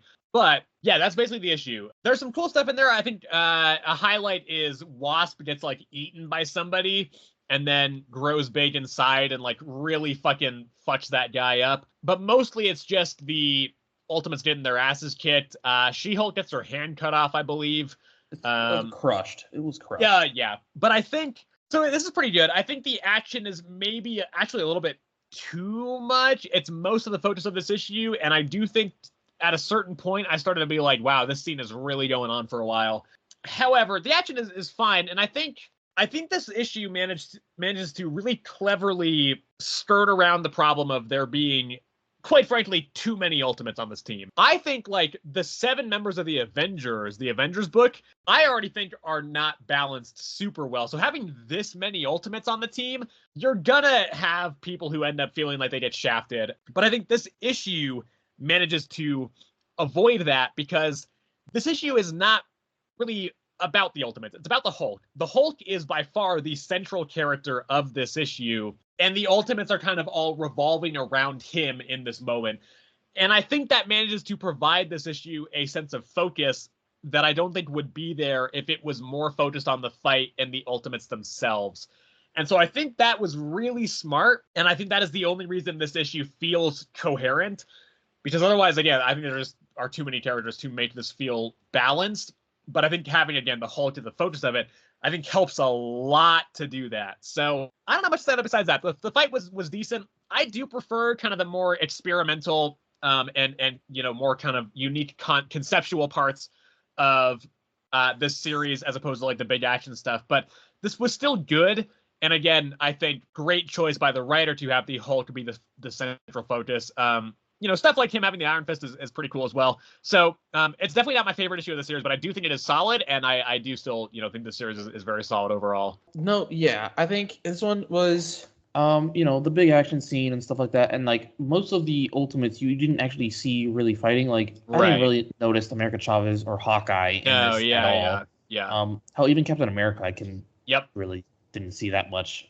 Human Torch, I don't think did a whole lot. Yeah. Sif, Thor, didn't see them. We saw She-Hulk obviously like fight Hulk and just get absolutely walloped. Iron Lad, obviously. We saw Giant Man and Wasp, but like the rest of that team, like I non-existent in that fight. Right. So yeah. I mean, this one was, like you said, just a big action scene. Not much to talk about or say. Hulk he's made him very much stronger in this universe with just the fact that he has the Iron Fist. He was already pretty fucking strong, and the fact that he has the Iron Fist, that's even more so now. Yeah. The scene where She-Hulk gets her hand absolutely decimated. That was, I don't know, a bit more gruesome this fight than I was kind of expecting, honestly. Just the scene of Wasp growing out of one of these like gamma-powered people was already pretty like, damn, I was not expecting that one. I'm going to go through and list all the gamma-powered people. It seems like, okay, so it's Uranium Brother number 235, the Prince of Meltdowns, Fat Cobra, he's the one who dies, Decay's beautiful daughter, the Bride of 9 World Breakers, and Crane, Mother of the Bomb. Very not, off-the-tongue names there. I don't know what you're talking about. Those are very easy to remember. That's horrible. I don't know why they would make their name so goddamn complicated. I think it's because they're supposed to be like, it's like taking inspiration of kind of, stereotypical martial arts kind of names. Crane, Mother of the Bomb, like it's combining like martial art kind of style names with the gamma, type of stuff. Uranium Brother, Yeah, Uranium Brother. Okay. But yeah, I don't know. We'll see. Kind of like as an end for the first arc, honestly, I can see it. Very good, like a good end. Like they finally went up against someone from the Maker's Council and absolutely got wiped. Yeah, I liked that they lost. I think it would have made the Maker's Council feel much less of a threat if this very fresh team had just immediately beat the Hulk. Yeah, exactly. So good on them that they lost. Not really, but good for them. Doom, I don't know what specifically he was doing, because it wasn't just the fact that he stayed behind just to get them out, because it seemed like he was doing something else. Doom's always doing other shit. I don't know. Exactly. Yeah. So, like, I don't know. I mean, I remember specifically at one point, like, they were, like, introducing the characters again, and it was, like, Doom. Yep. It was like Doom, yeah. He's got secrets. Fucking Doom. Yeah, so I was like, yeah, all right, yeah. Yeah, I don't know. This one was, I thought it was all right. I'm gonna be honest. It wasn't too impressive to me. We'll see where these next Ultimate books lead us. This next arc is gonna lead us. But right now, I don't know, man. I'm gonna give it a 7. I'm gonna give it an 8. I didn't think it was just good enough to get that 8. Also, one other point about the other people, Hulk's like little minion guys. Uranium Brother is Uranium Brother number 235. So what happened to the other 234 Uranium Brothers? Okay, this is a horrible pun, and it's not a pun. It's a question. It's not. It's a bad question. It's a stupid question. You never run with my bits. Okay, fine. You want me to run with your bit here? Run with my bits, Sebastian. Uranium 235 is literally what the element is called. Listen, man, I'm not some fancy chemist, all right? Brother in there. You've ruined my bit, Sebastian. Yeah, I have, thankfully. You've ruined my amazing bit. It was not amazing. All right, well, let's do Aliens vs. Avengers then. This is Aliens vs. Avengers number 2, written by Jonathan Hickman, friend of the show. Jonathan Hickman, just kidding, he doesn't know we exist.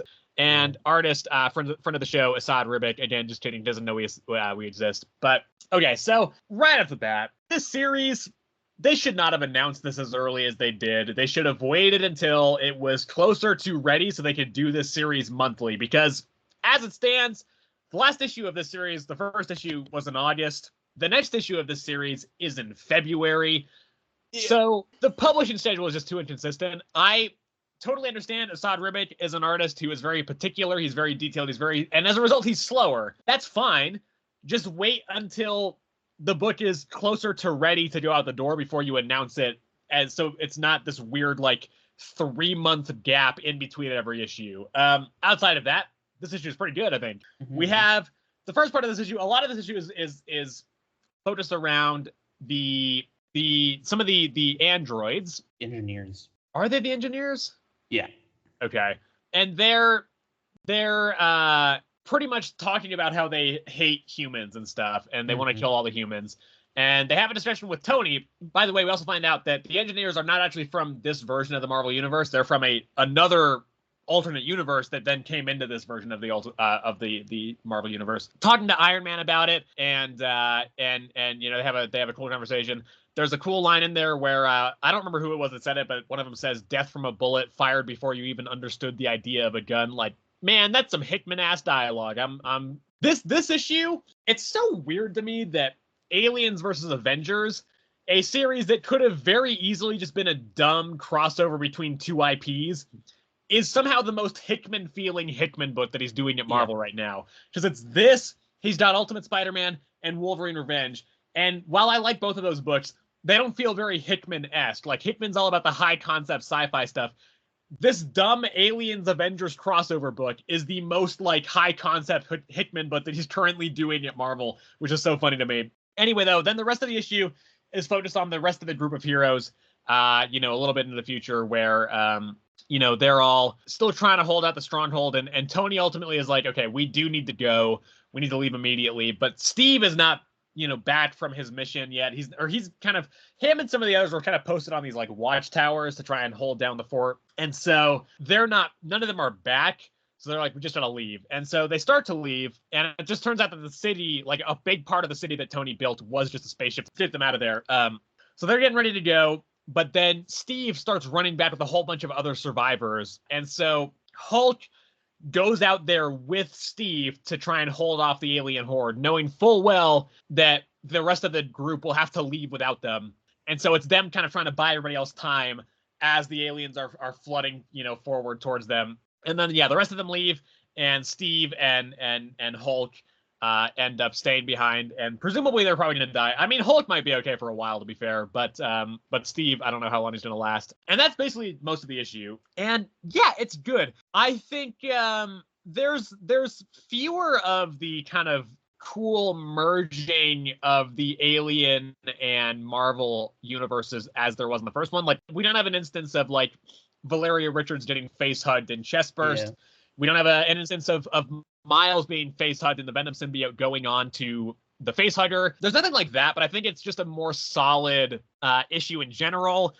You know, I liked Steve and Bruce's kind of last stand. We don't see a whole lot of it, but I think that's cool. And I do like the start with the engineers and Tony and everything. And there's some just great fucking Hickman dialogue. So, and the art's really good as well, for the most part, I think. So yeah, I wish, again, the publishing schedule was just better with this series. I think that really sucks, especially because, like, it's not an ongoing, it's only 4 issues, so they could have gotten ahead on this and you know, gotten it closer to ready so that they could have had, you know, the full series come out monthly. If that was the case, this, I think we'd be at the this would be like the last issue is what we'd be talking about this month. But as it stands, it's only the halfway point. But yeah, I do like this quite a bit. I like that we get to have some really good Hickman, you know, sort of concepts and stuff in here. I'm curious to see if we'll see more of the Bruce and Steve stuff in upcoming issues, or if they're just going to kind of focus more on the group that left Earth. I'm assuming that an alien somehow got onto the ship or something, because clearly, like, they're not just going to leave and then not have to worry about aliens anymore. So we'll see how that kind of develops. But yeah, still solid. I don't have much to say on it besides that.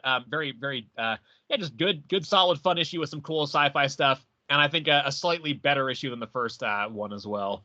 No, yeah, this one was actually really good. You know, starts off with the engineers and basically they themselves believing they're gods because they were created and they were just like better than man. And so yeah, that conversation between that engineer and just Tony was amazing. Essentially, like Tony signed away his company to the Wayland Corporation, but like in doing that, he like set forward something else He basically did that in order to get inside of the Wayland Corporation and figure out what the hell they were doing because Tony had no idea. And so in doing that, blah blah blah, he essentially was able to he killed the engineer essentially. And you see that later on in this right after that flashback, you see the engineer on a table, and it does kind of look like an android. I think they might be androids. Yeah, I have no idea, but yeah. And so yeah, so that's when Tony tells the group that essentially they're leaving. He thinks that everybody in the city is the last of humanity because none of the other outposts have, responded when they're supposed to. And so I guess he blows up the walls, which makes it impossible to enter the city, which doesn't make sense to me. Works. Yeah. But I don't know. And so he blows up the walls, but one of them doesn't blow up. And that's because it's Captain America and he's saving a bunch of people. And so Bruce is basically like, we have to wait, and Iron Man's like, we can't risk that. So we have to leave them. And so Bruce jumps out, sacrifices himself to give them a little bit more time, holding back the aliens. And so the city leaves, and it's just Steve and Hulk left down there. I don't know if we're gonna see more of that, honestly. I just think they're just gonna brush over that and just be like, yeah, they died down there. Yeah. And honestly, I'd be fine with that too if we didn't go back down there. I don't think there's anything left for us to explore down there. I think it would just be kind of cool to see Steve and Bruce going across this apocalyptic Earth and fighting aliens some. But I don't really know where you'd go with that story after that. So exactly, that's what I'm saying. I don't think there's anything left for us to explore down there besides how does the world look? Yeah. And maybe we actually see them die like that. If anything, that would be the only reason I'd see us going back down there onto Earth. Right. But yeah, seemingly, aliens, xenomorphs got onto the ship, and right now they are going to Mars to the X-Men to basically tell them that they have abandoned Earth. And yeah, that's basically it though. I don't know, man. I'm still really enjoying this one. This one, we didn't see a lot of xenomorphs in this one specifically, but we did see a lot of the events leading up to before the xenomorphs actually invaded. And we saw that Tony actually had I think it was 4 years to prepare for this or something like that, if I remember correctly. Yeah. 2 years, I think. Was it 2 years? Okay, yeah. I mean, not a lot of time realistically, but still time to prepare. And this place, I guess this always had taken place in the very far future because Tony signing over his company was already a very decrepit old Tony. So yeah, this did not take the Earth getting taken over. Did not take a lot of time at all. So I think this is still pretty good. Obviously it does suffer a little bit due to how long it takes for each one to come out. Does suck a little bit, but overall I think this series is still pretty good, and I still really enjoy it. So yeah, I'm gonna give it an 8. I'm also going to give it an 8. I will also say, by the way, this is something that I don't usually talk about with this, but this series, every issue is $8 and it's a little bit bigger than a normal issue, but not that much. I get that Hickman's writing it, and it's a big crossover between two, IPs, and I know Marvel knows that people will get it, and that's why they're charging that much for it. But that's an insane amount for every issue. I kind of give it a pass for the first one because that's kind of Marvel's regular bullshit, but having every issue be $8, that sucks. So, that would lead us to the last issue before the X-Men block, which is the Sacrificers number 12. The Sacrificers, of course, being written by Rick Remender. And then series regular artist Max Fiumara is also back with this issue. This is the return of this series after a 2-month gap. A bit of a smaller gap than the previous gap, I believe. And actually, no, it's about the same. And certainly a smaller gap than stuff like World Tree and Something Destroying the Children, and books like that. And let me just say, Sebastian, amazing. This is easily my pick of the week for the week. Good. Yeah, absolutely incredible issue. And in fact, this issue kind of resolves one of the big problem I had with issue number 9, I believe. So yeah, this essentially is first of all, we did some stuff. We did a little bit of backstory on the god of life or something, the god of plants or something. Yeah, something like that. Yeah. Yeah, we briefly see that. That was pretty cool, just to see another god in this universe and see how that see how that fleshes out the world a little bit more. That was cool. We don't get much of that, but that's a little bit there at the start. But then we have the bulk of this issue is, so of course the foreman is leading Saluna and Pigeon's sister off to be sacrificed again. But then Pigeon himself comes down in a fucking incredible entrance. Like, it's so cool. He looks fucking terrifying. It's badass as hell. And then what ensues is a big fight between the two of them. And that is the bulk of the issue. But in the process of that fight, Pigeon's about to kill the foreman and then sees his dad holding the body of his mom. It's unclear if she's dead. She probably is, knowing the series, but I'm pretty sure she's dead. It's unclear. Yeah, it's a little bit unclear if she's dead or just unconscious, but she's probably dead. And so that's basically where the issue ends. Is he was about to kill the foreman, but after seeing that, he opts to not finish the job on the foreman. I'm assuming the foreman's still alive. I don't think he's dead yet. No, he's still alive.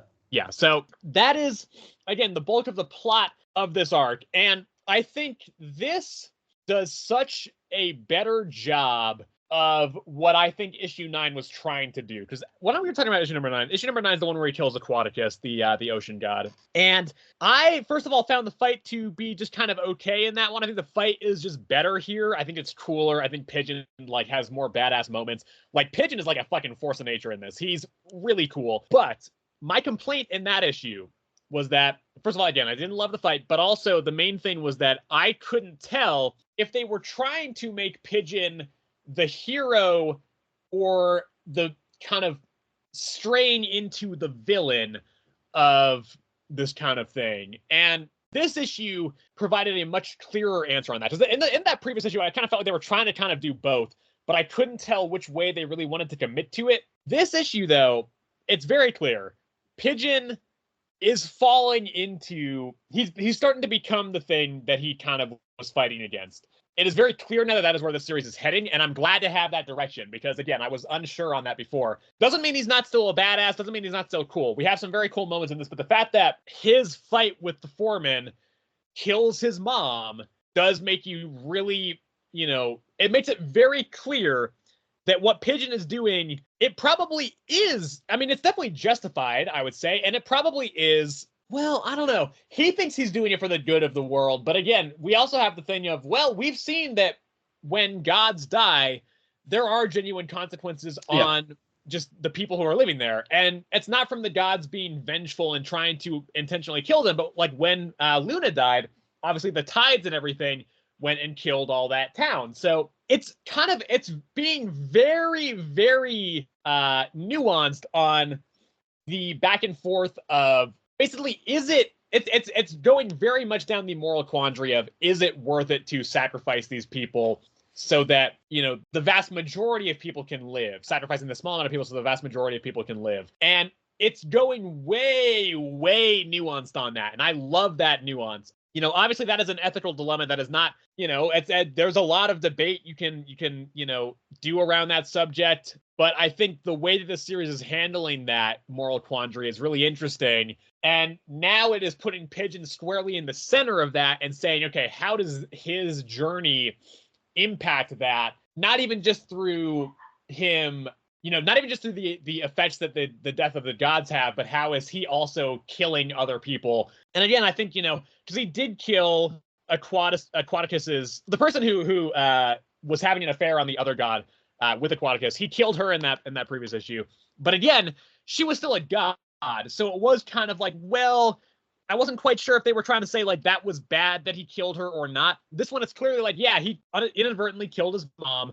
That obviously not a good thing. So again, I like the fact that we are now starting to get more clear direction on Pigeon's character arc and his descent into violence. Whether or not you think his crusade is justified, the way he's doing about it is now starting to have very real impacts on people that are close to him now. And I think that is fantastic. I think that the way that's being handled is incredible. So this is an amazing issue. In a series full of amazing high points, this is one of the highest. And it's, again, continuing just to get more and more engaging and, and compelling. I was thinking the other day, I was like, man, what if we had you did drop this for a little bit, but what if we had both dropped it and not come back to it? I just think it would have been like such a shame to miss out on this. Genuinely makes me think like, should I go back and try and read more of Napalm Lullaby? I don't think I'm going to, but yeah, fantastic stuff. Amazing return for the series. Amazing first issue to this arc. and I'm super excited to see where this goes from here. No, yeah, this one was very good comeback issue. We Salula learns that Pigeon's little sister is that little pigeon girl. We see Pigeon back in full force here, looking great. Kills the mom accidentally because he doesn't know. And and in the past when we had seen the father, he seemed like remorseful that he let Pigeon get taken and stuff like that. But then in this one, it kind of goes back to the fact that it kind of seems like he hates him again. Yeah. So there's that, and I don't know what his deal is. Like obviously he would hate him for the death of the mom and stuff like that. But I don't know. Anyway, what else?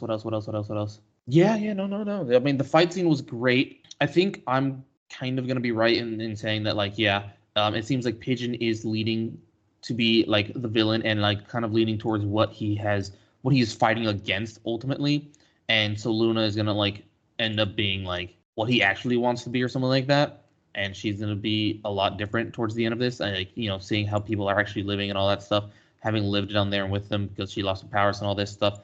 I think when she goes eventually if and when she gets her powers back, she'll be a very different god than the rest of the gods. Maybe making even just a new sort of pantheon for them and stuff like that. What else? Yeah, towards the end though, it wasn't the fact that Pigeon didn't just decided not to kill the foreman. I think it was that life god that we saw at the beginning. He if you saw if you remember correctly, there was some hands that came out of the ground and dragged Pigeon away from the foreman. So I do wonder, by the way, because I think that was the other thing I meant to mention. It seems like he has control over the black goop that has infected Saluna as well. Yes, it kind of did seem like that. Because you do see some of that.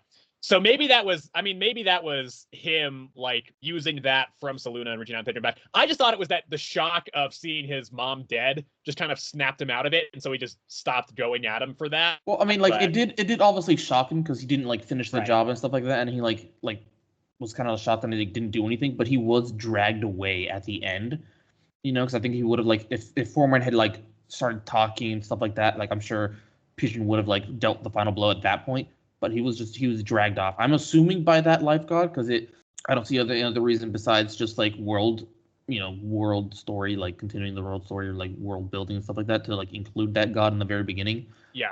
So I assume he was saying the world is dying and I'm gonna correct it, and I think he's kind of blaming it more a bit on Pigeon's side, and that's why he dragged him off maybe. But I don't know. I don't know specifically if that was him. I'm just kind of assuming it was him. And then there's the whole black goop thing, which is still kind of a mystery. Specifically, I don't know if it's because it only comes out when Saluna's sleeping or just unconscious specifically. Right. So there's that thing, but so we did see that the life god does be eating that. So I don't know. It's a bit weird right now, but ultimately very very good. First issue back. Really great. It seems this arc is going to be of 4. Yeah. So yeah, really, really, really good so far. Really great. And so I think I'd give this I'd give it a 9. Good. I'm gonna give it a 9 as well. It was close to a 10, honestly. I don't think it quite got there for me, but it was very close. I did consider giving it a 10. But yeah, definitely my pick of the week. And yeah, I think just again, astounding series. And maybe Napalm Lullaby is good now, Sebastian. Maybe we should go back and read more Napalm Lullaby. Not doing that.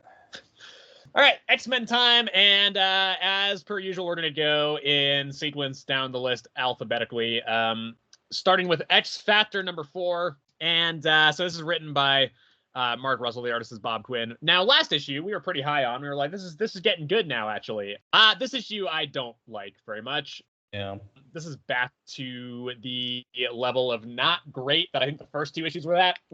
I think you were genuinely on to something last issue when you were talking about how Granny Smite was a big part of why that issue was working, because she's not in this very much, and I think this is worse because of it. Essentially, their mission here is to go and rescue a couple of scientists who got trapped beneath the surface of the Earth. And so the reason Granny doesn't go down there is because Havoc is saying, hey, if something goes wrong, if we get buried alive down there, you can't die. That's going to be a problem for you. And so that convinces her to stay back. She's like, I welcome death. I'll die down there. But Havoc's like, well, you can't. And if you get buried alive, that'll suck for you. So they all go down there. They go beneath the Earth's crust. There's some relationship drama between Cecilia Reyes and this other guy whose name is what's that? It starts with a G. Does it? No, it's Oscar, I think. No, I was talking about like his like hero name. Oh, okay. Yeah, I don't know his hero name. Anyway, basically, like, there's been some relationship drama building between them for the past couple of issues because, he kind of was, very hesitant to introduce her to anybody he knows because essentially he was working for, like, the Russian version of X Factor, and then they sent him on a mission to like, go and kill some kids, and he's like, fuck that, I'm not going to do that.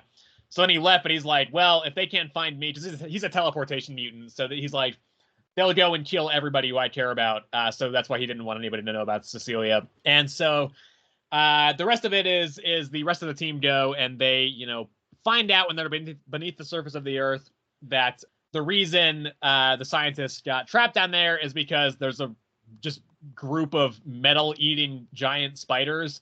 Yeah. And then so they managed to get out of there, and that's the end of the issue, and they save the scientists or whatever.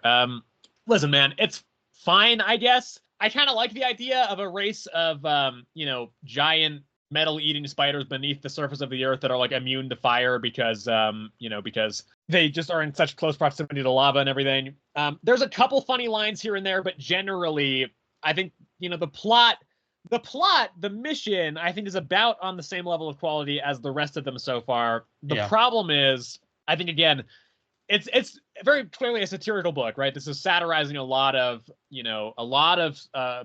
topical things. And for that but it's a satirical comedy, right? And for that to work, I think it has to be funny. And it's just not as funny as the last issue was. And so I do think that does hurt this issue quite a bit.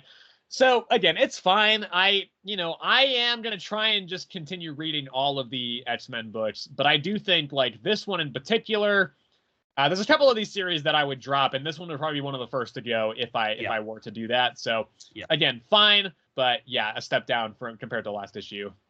No, very big step down. Granny Smite, best character in this series so far. No, genuinely, it's just, I'll keep reiterating it. It's like a worse version of the Suicide Squad, genuinely, from DC. Because like at least Suicide Squad, they had a purpose. Like Amanda Waller's purpose was like, to save the world or to like benefit her or something like that. But like this one is literally just like, we're gonna give you super odd jobs that most likely you're gonna fucking die in. But you gotta go do them. Because we own your asses essentially. They kind of mentioned that one in this one. He's like. Havoc, when talking to the person that like gave him the mission and stuff like that, he's like, so there's like no like cell service down there, and she's like, no, it's the center of the Earth. He's like, oh well, yeah, because like we're supposed to like record this for Click Clock, and she's like, God, you guys are going to die, aren't you? It's like, well, yeah, that's basically our derogative at this point. And then, oh my God, there was something else that I was gonna say. Jesus Christ. I don't know if this is related to it. I thought the relationship drama stuff was not that interesting. No, I mean, I also meant to say that, This is the second issue we've gotten with relationship drama stuff, and, I don't care for it. Simply because I don't care for the characters. That's the thing. These characters I'm not invested enough in them as people to be invested in their relationship.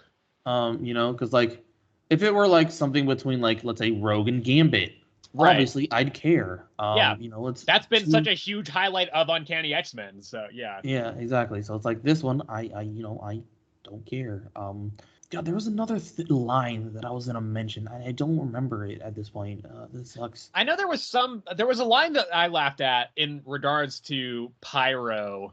They made him they made him get rid of his face tattoo. Yeah, that's not the one I was thinking of. I don't know. Pyro had a pretty funny line, I think, in the center of the Earth section, but I don't remember what it was. Yeah, I don't remember what it was. But yeah, I don't know. It's like, but it's like like you said, it's supposed to be like satirical funny, and it's just when it's not funny, it's not good. Genuinely. And so far for me, we've only had one funny one, which was the last one. Right. The first one for me, like.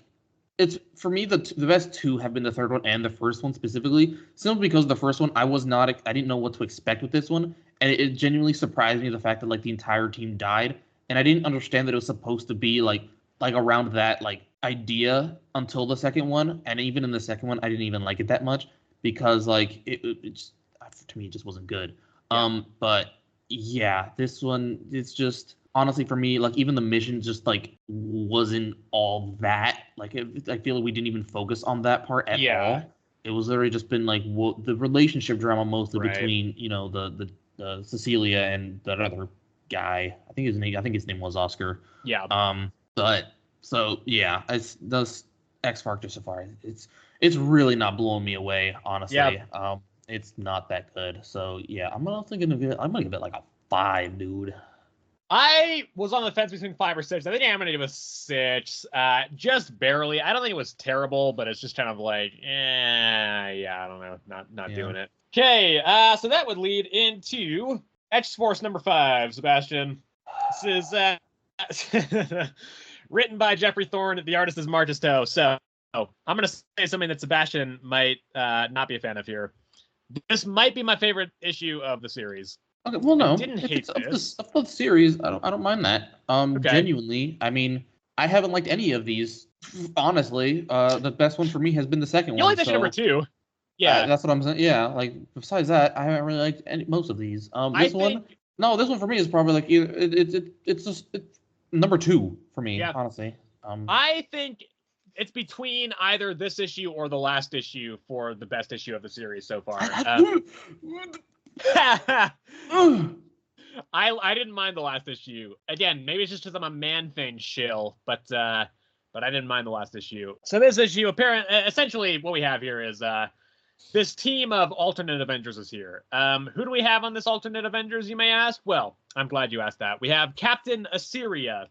We have Fenris, who that's the one Sebastian mentioned last episode, is like, it's like the Black Panther costume, but it's white. We have Horus. We have the Iron Knight, which is Rhodey, and we have Storm. So yeah, basically they get in a big fight, and because the alternate Avengers, they think that X-Force is in league with Nuclear. So they have a big fight.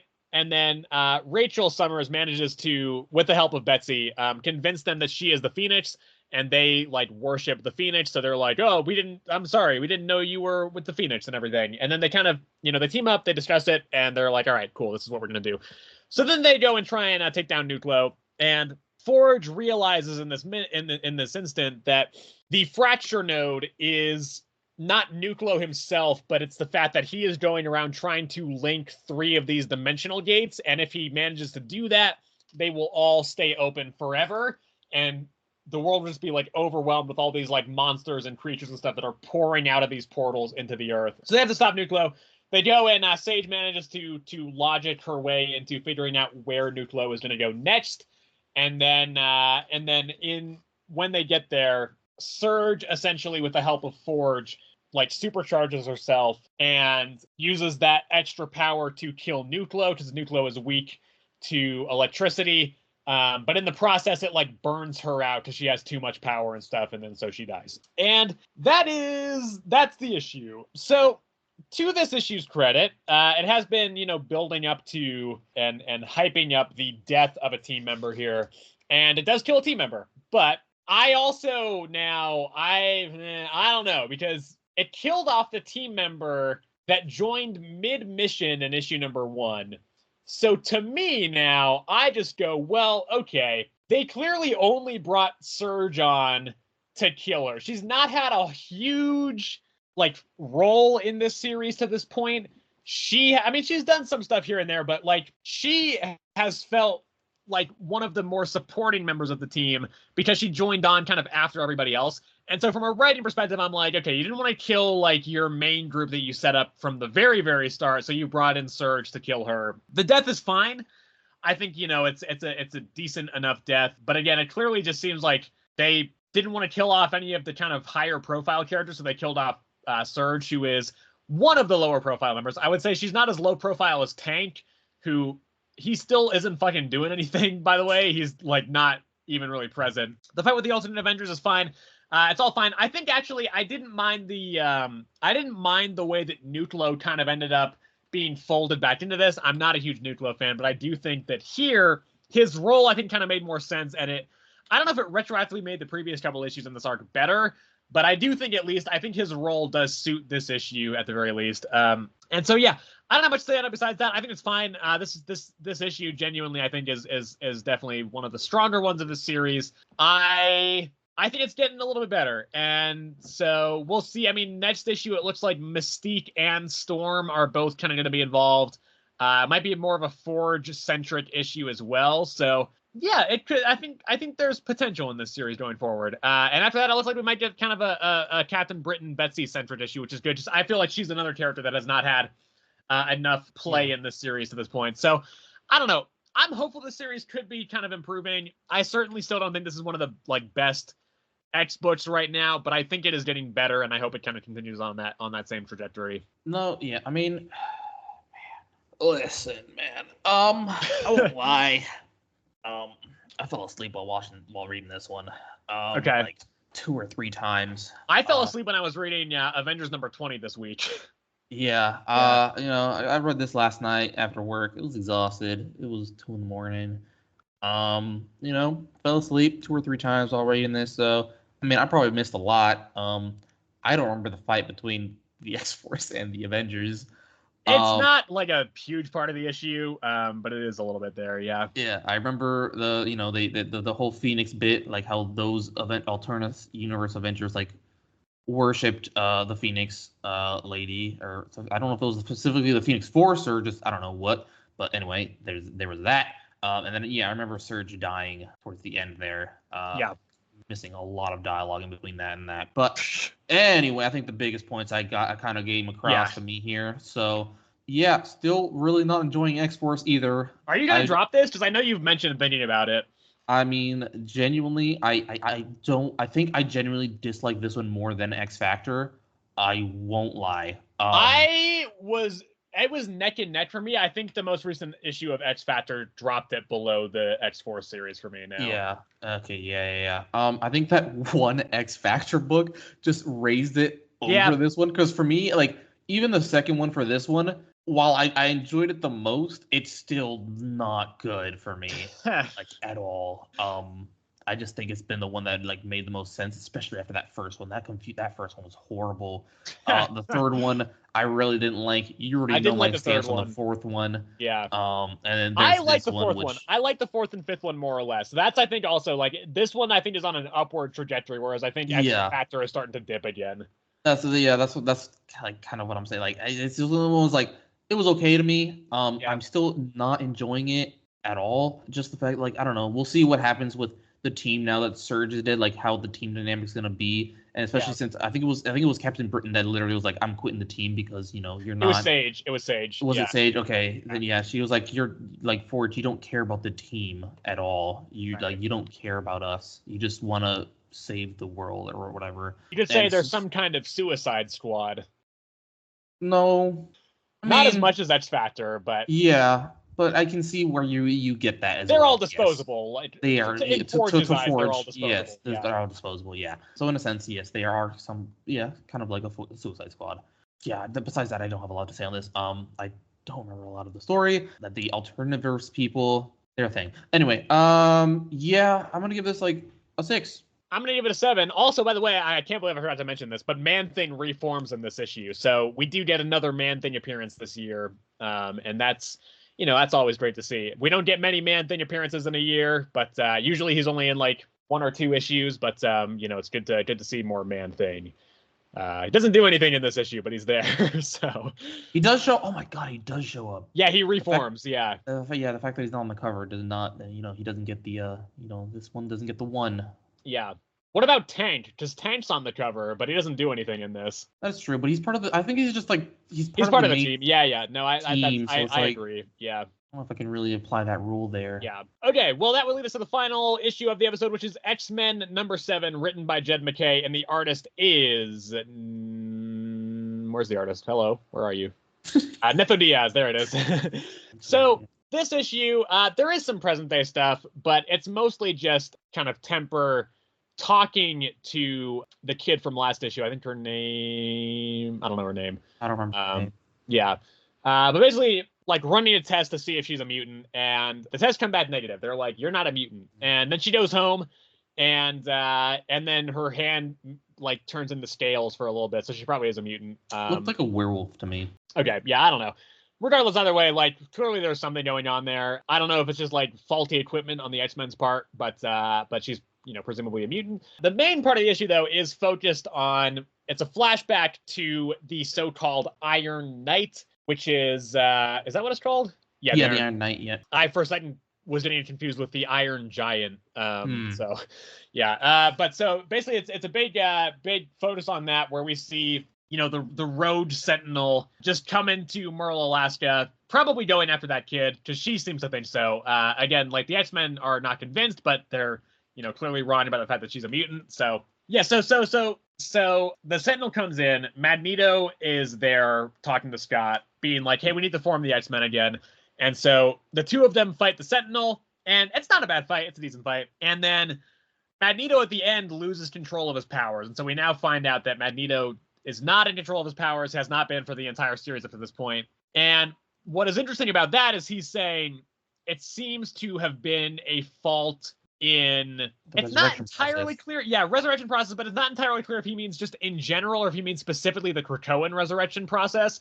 I assume he means the Krakoan resurrection process, but I'm not positive. But he makes a really interesting point, which is he only got resurrected once in the Krakoan era. Mm-hmm. Everybody else, not everybody, but a lot of other people, especially Scott, like Scott died a lot in the Krakoan era. So everybody else has been resurrected. Again, not everybody else, but a lot of the others have been resurrected a lot. So like, what's going to happen to them? Like if Magneto's already losing control of his powers to this degree, and he only got resurrected once, what's going to happen to the rest of them? There are some who I think will be exempt from that, particularly I think Beast, because he was not... This version of Beast was not the Beast in the Krakoan era, because that was Evil Beast, and this is like a, past version of Beast that's here now. But like, I think most of them are in danger of this, at least a little bit. I'm not sure about Temper, but yeah, I think a lot of the others are kind of in danger of that. So that's interesting. And, so yeah, solid issue. I do think like the way they had built up this whole fight with the Sentinel, this Iron Knight thing, I found myself a little bit underwhelmed because it was just like, they just fought a Sentinel. And, it's like, well, we, kind of knew that. Like we could have very easily inferred that. So I don't think they... Oh, by the way, I forgot to mention the other thing. Big thing. Beast gets kidnapped by the group that is forcing mutant gene activation in humans, it seems. He? Yeah, at the very end, he gets a bag put over his head and kidnapped. I missed that. Yeah, it's after the letters page, I believe. It's like a post-credit scene. Yeah. So that's the other thing. And that's that's a big thing that'll lead somewhere presumably. I think that's actually why they're doing the raid on Greymalkin. Is it's not the mutant activation group yet, I don't think. It's actually just, it's Greymalkin themselves that came and got Beast. So, yeah, but I think the actual fight with the Sentinel, it was cool enough, but it was a little bit underwhelming because it's like, again, they built this up for 6 issues. It doesn't feel like this was really that special of an occurrence. The fact that Magneto's losing his powers, I think, is the most interesting part of it. I think the present day stuff with Temper and the kid, like, that was fine, but I don't have a particular investment in that story right now. So I think, there's good stuff here.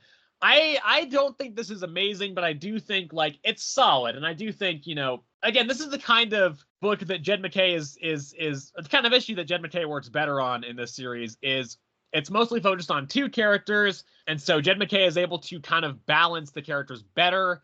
He's able to write, because he's good at writing. He has a great feel for most characters in the Marvel Universe, their voices. It's just a matter of, I think he has trouble balancing them all in a big team book. But I think because the focus is so squarely on Scott and Magneto, it does work a little bit better because of that. I still don't think this is my favorite issue of the run so far. I do think issue number 3 was better, and maybe a couple of the others. But I do think, like, it's solid, sets up some kind of interesting stuff going forward. But I think as a resolution to the question of what happened with the Iron Knight and the Sentinel, it was a little bit underwhelming for me. Yeah, no, I mean, I can see that. They have been building this thing of, like, the Iron Knight, like, something horrible happened there. And, like, honestly, to me, like, nothing horrible happened. Like, I thought he was, like thousands of people died and shit like that. And, like, no, it was just the fact that, like, yeah, I mean, I guess it was a horrible night. The fact that this ginormous Sentinel just attacked this town randomly and stuff like that. And then the biggest thing was the fact that yes, Magneto, like, lost control of his powers, presumably, and we are assuming a little bit because of the Krakoan resurrection and stuff like that. And the biggest thing was that the fact that yes, I've only been resurrected once. What about the other people that have been resurrected multiple times, especially I forgot what his name is, Kid Omega, who has been resurrected a lot. Yeah. All right, hey guys, we're back. Sebastian's power cut out for a little bit there, so we're not entirely sure where it was that he left off before the power cut, but yeah, we're just gonna keep going with it. Thankfully, the recording is safe, so we didn't lose that 2.5 hours that we were talking. But yeah, we're just gonna finish up this issue real quick here. At this point, I don't remember what I've talked about, but yeah. Anyway, what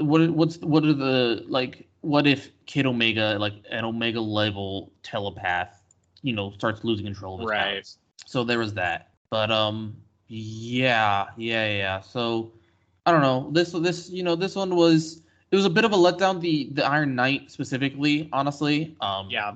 I thought it was gonna be much more in depth. Maybe the entire X-Men team needed to go up against this thing to take it down, but. It was just Magneto and Scott, and they I mean, for me, they took it down relatively, easily, quickly. That's the thing. Honestly. It's why is this such a big? I mean, I get it attacked the town, but I don't even know. It's unclear. It doesn't even seem like it killed anybody. So why was this such a huge deal? Yeah. The biggest thing was the fact that Magneto is right thing of his powers. But that's kind of unrelated to the Sentinel. So yeah, exactly. So they made it seem like this horrible thing that had happened to this town, and it's just really. I don't know. So, but yeah, besides that, I mean, I still relatively like this series. I just think this one was, a little lackluster in that sense. We were finally going to figure out what happened to the Iron Knight, and ultimately it just, I don't know. It felt lackluster. It didn't really do a lot for me there.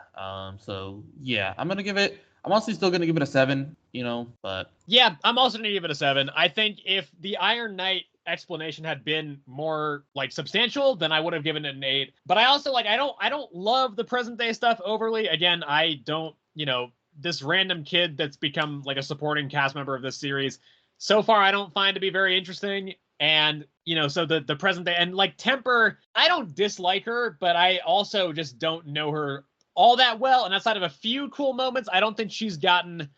I haven't seen a moment with Temper yet where I've really been wow, that's cool. But I do think the Scott and Magneto stuff is generally pretty damn good in this. Again, the Sentinel thing notwithstanding, I think their character beats and the stuff with Magneto's powers, that's all cool. So that stuff I'm into.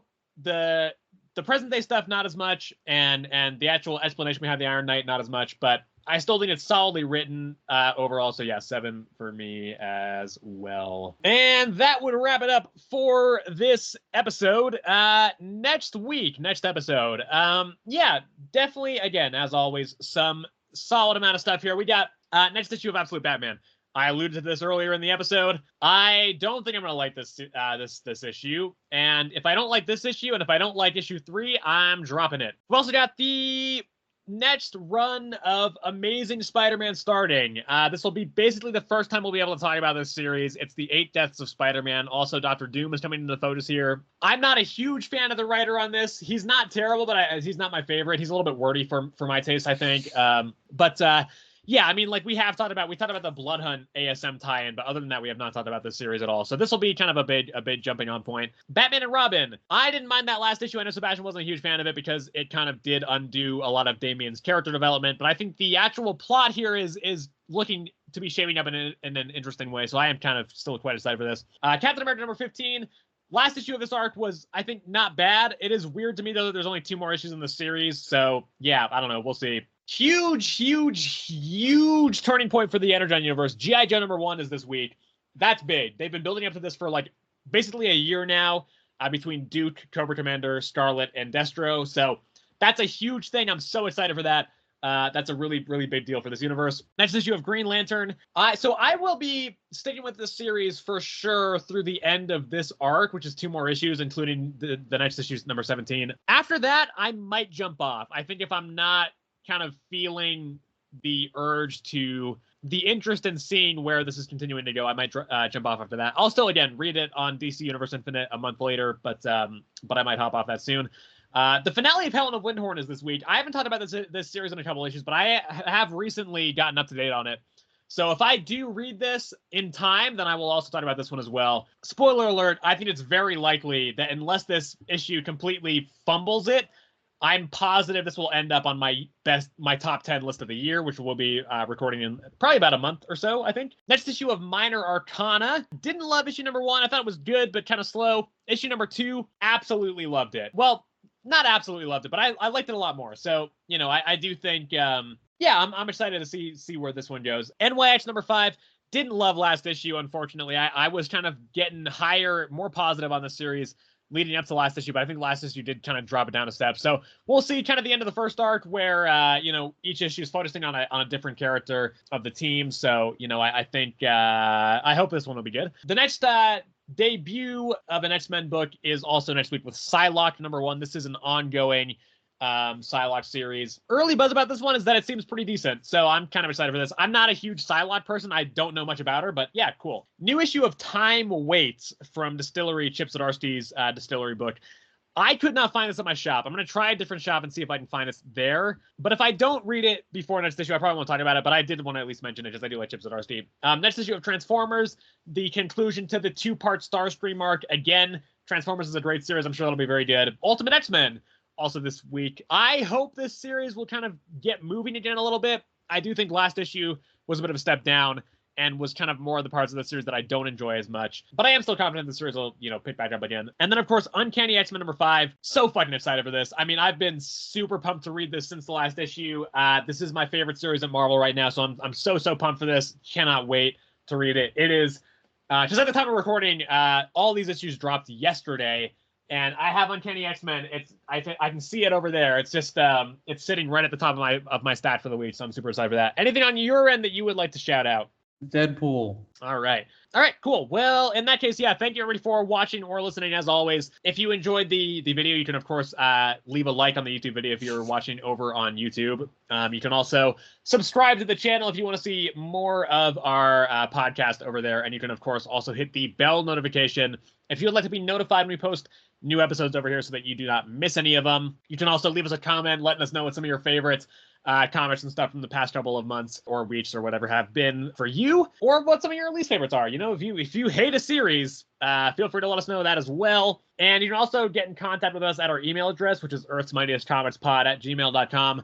That is all one word there. I should really check that more often. I go months without checking it usually, so apologies if you have sent us an email and I just didn't see it. But yeah, also, if you're on Spotify, you can, of course, follow the show over there so you do not miss any episodes over there. You can also leave us comments on Spotify as well. That is also a feature now there. Again, letting us know what some of your favorite comics and stuff are from the recent period. So yeah, again, thanks everybody for watching or listening. As always, we appreciate it, and we will see you in the next episode.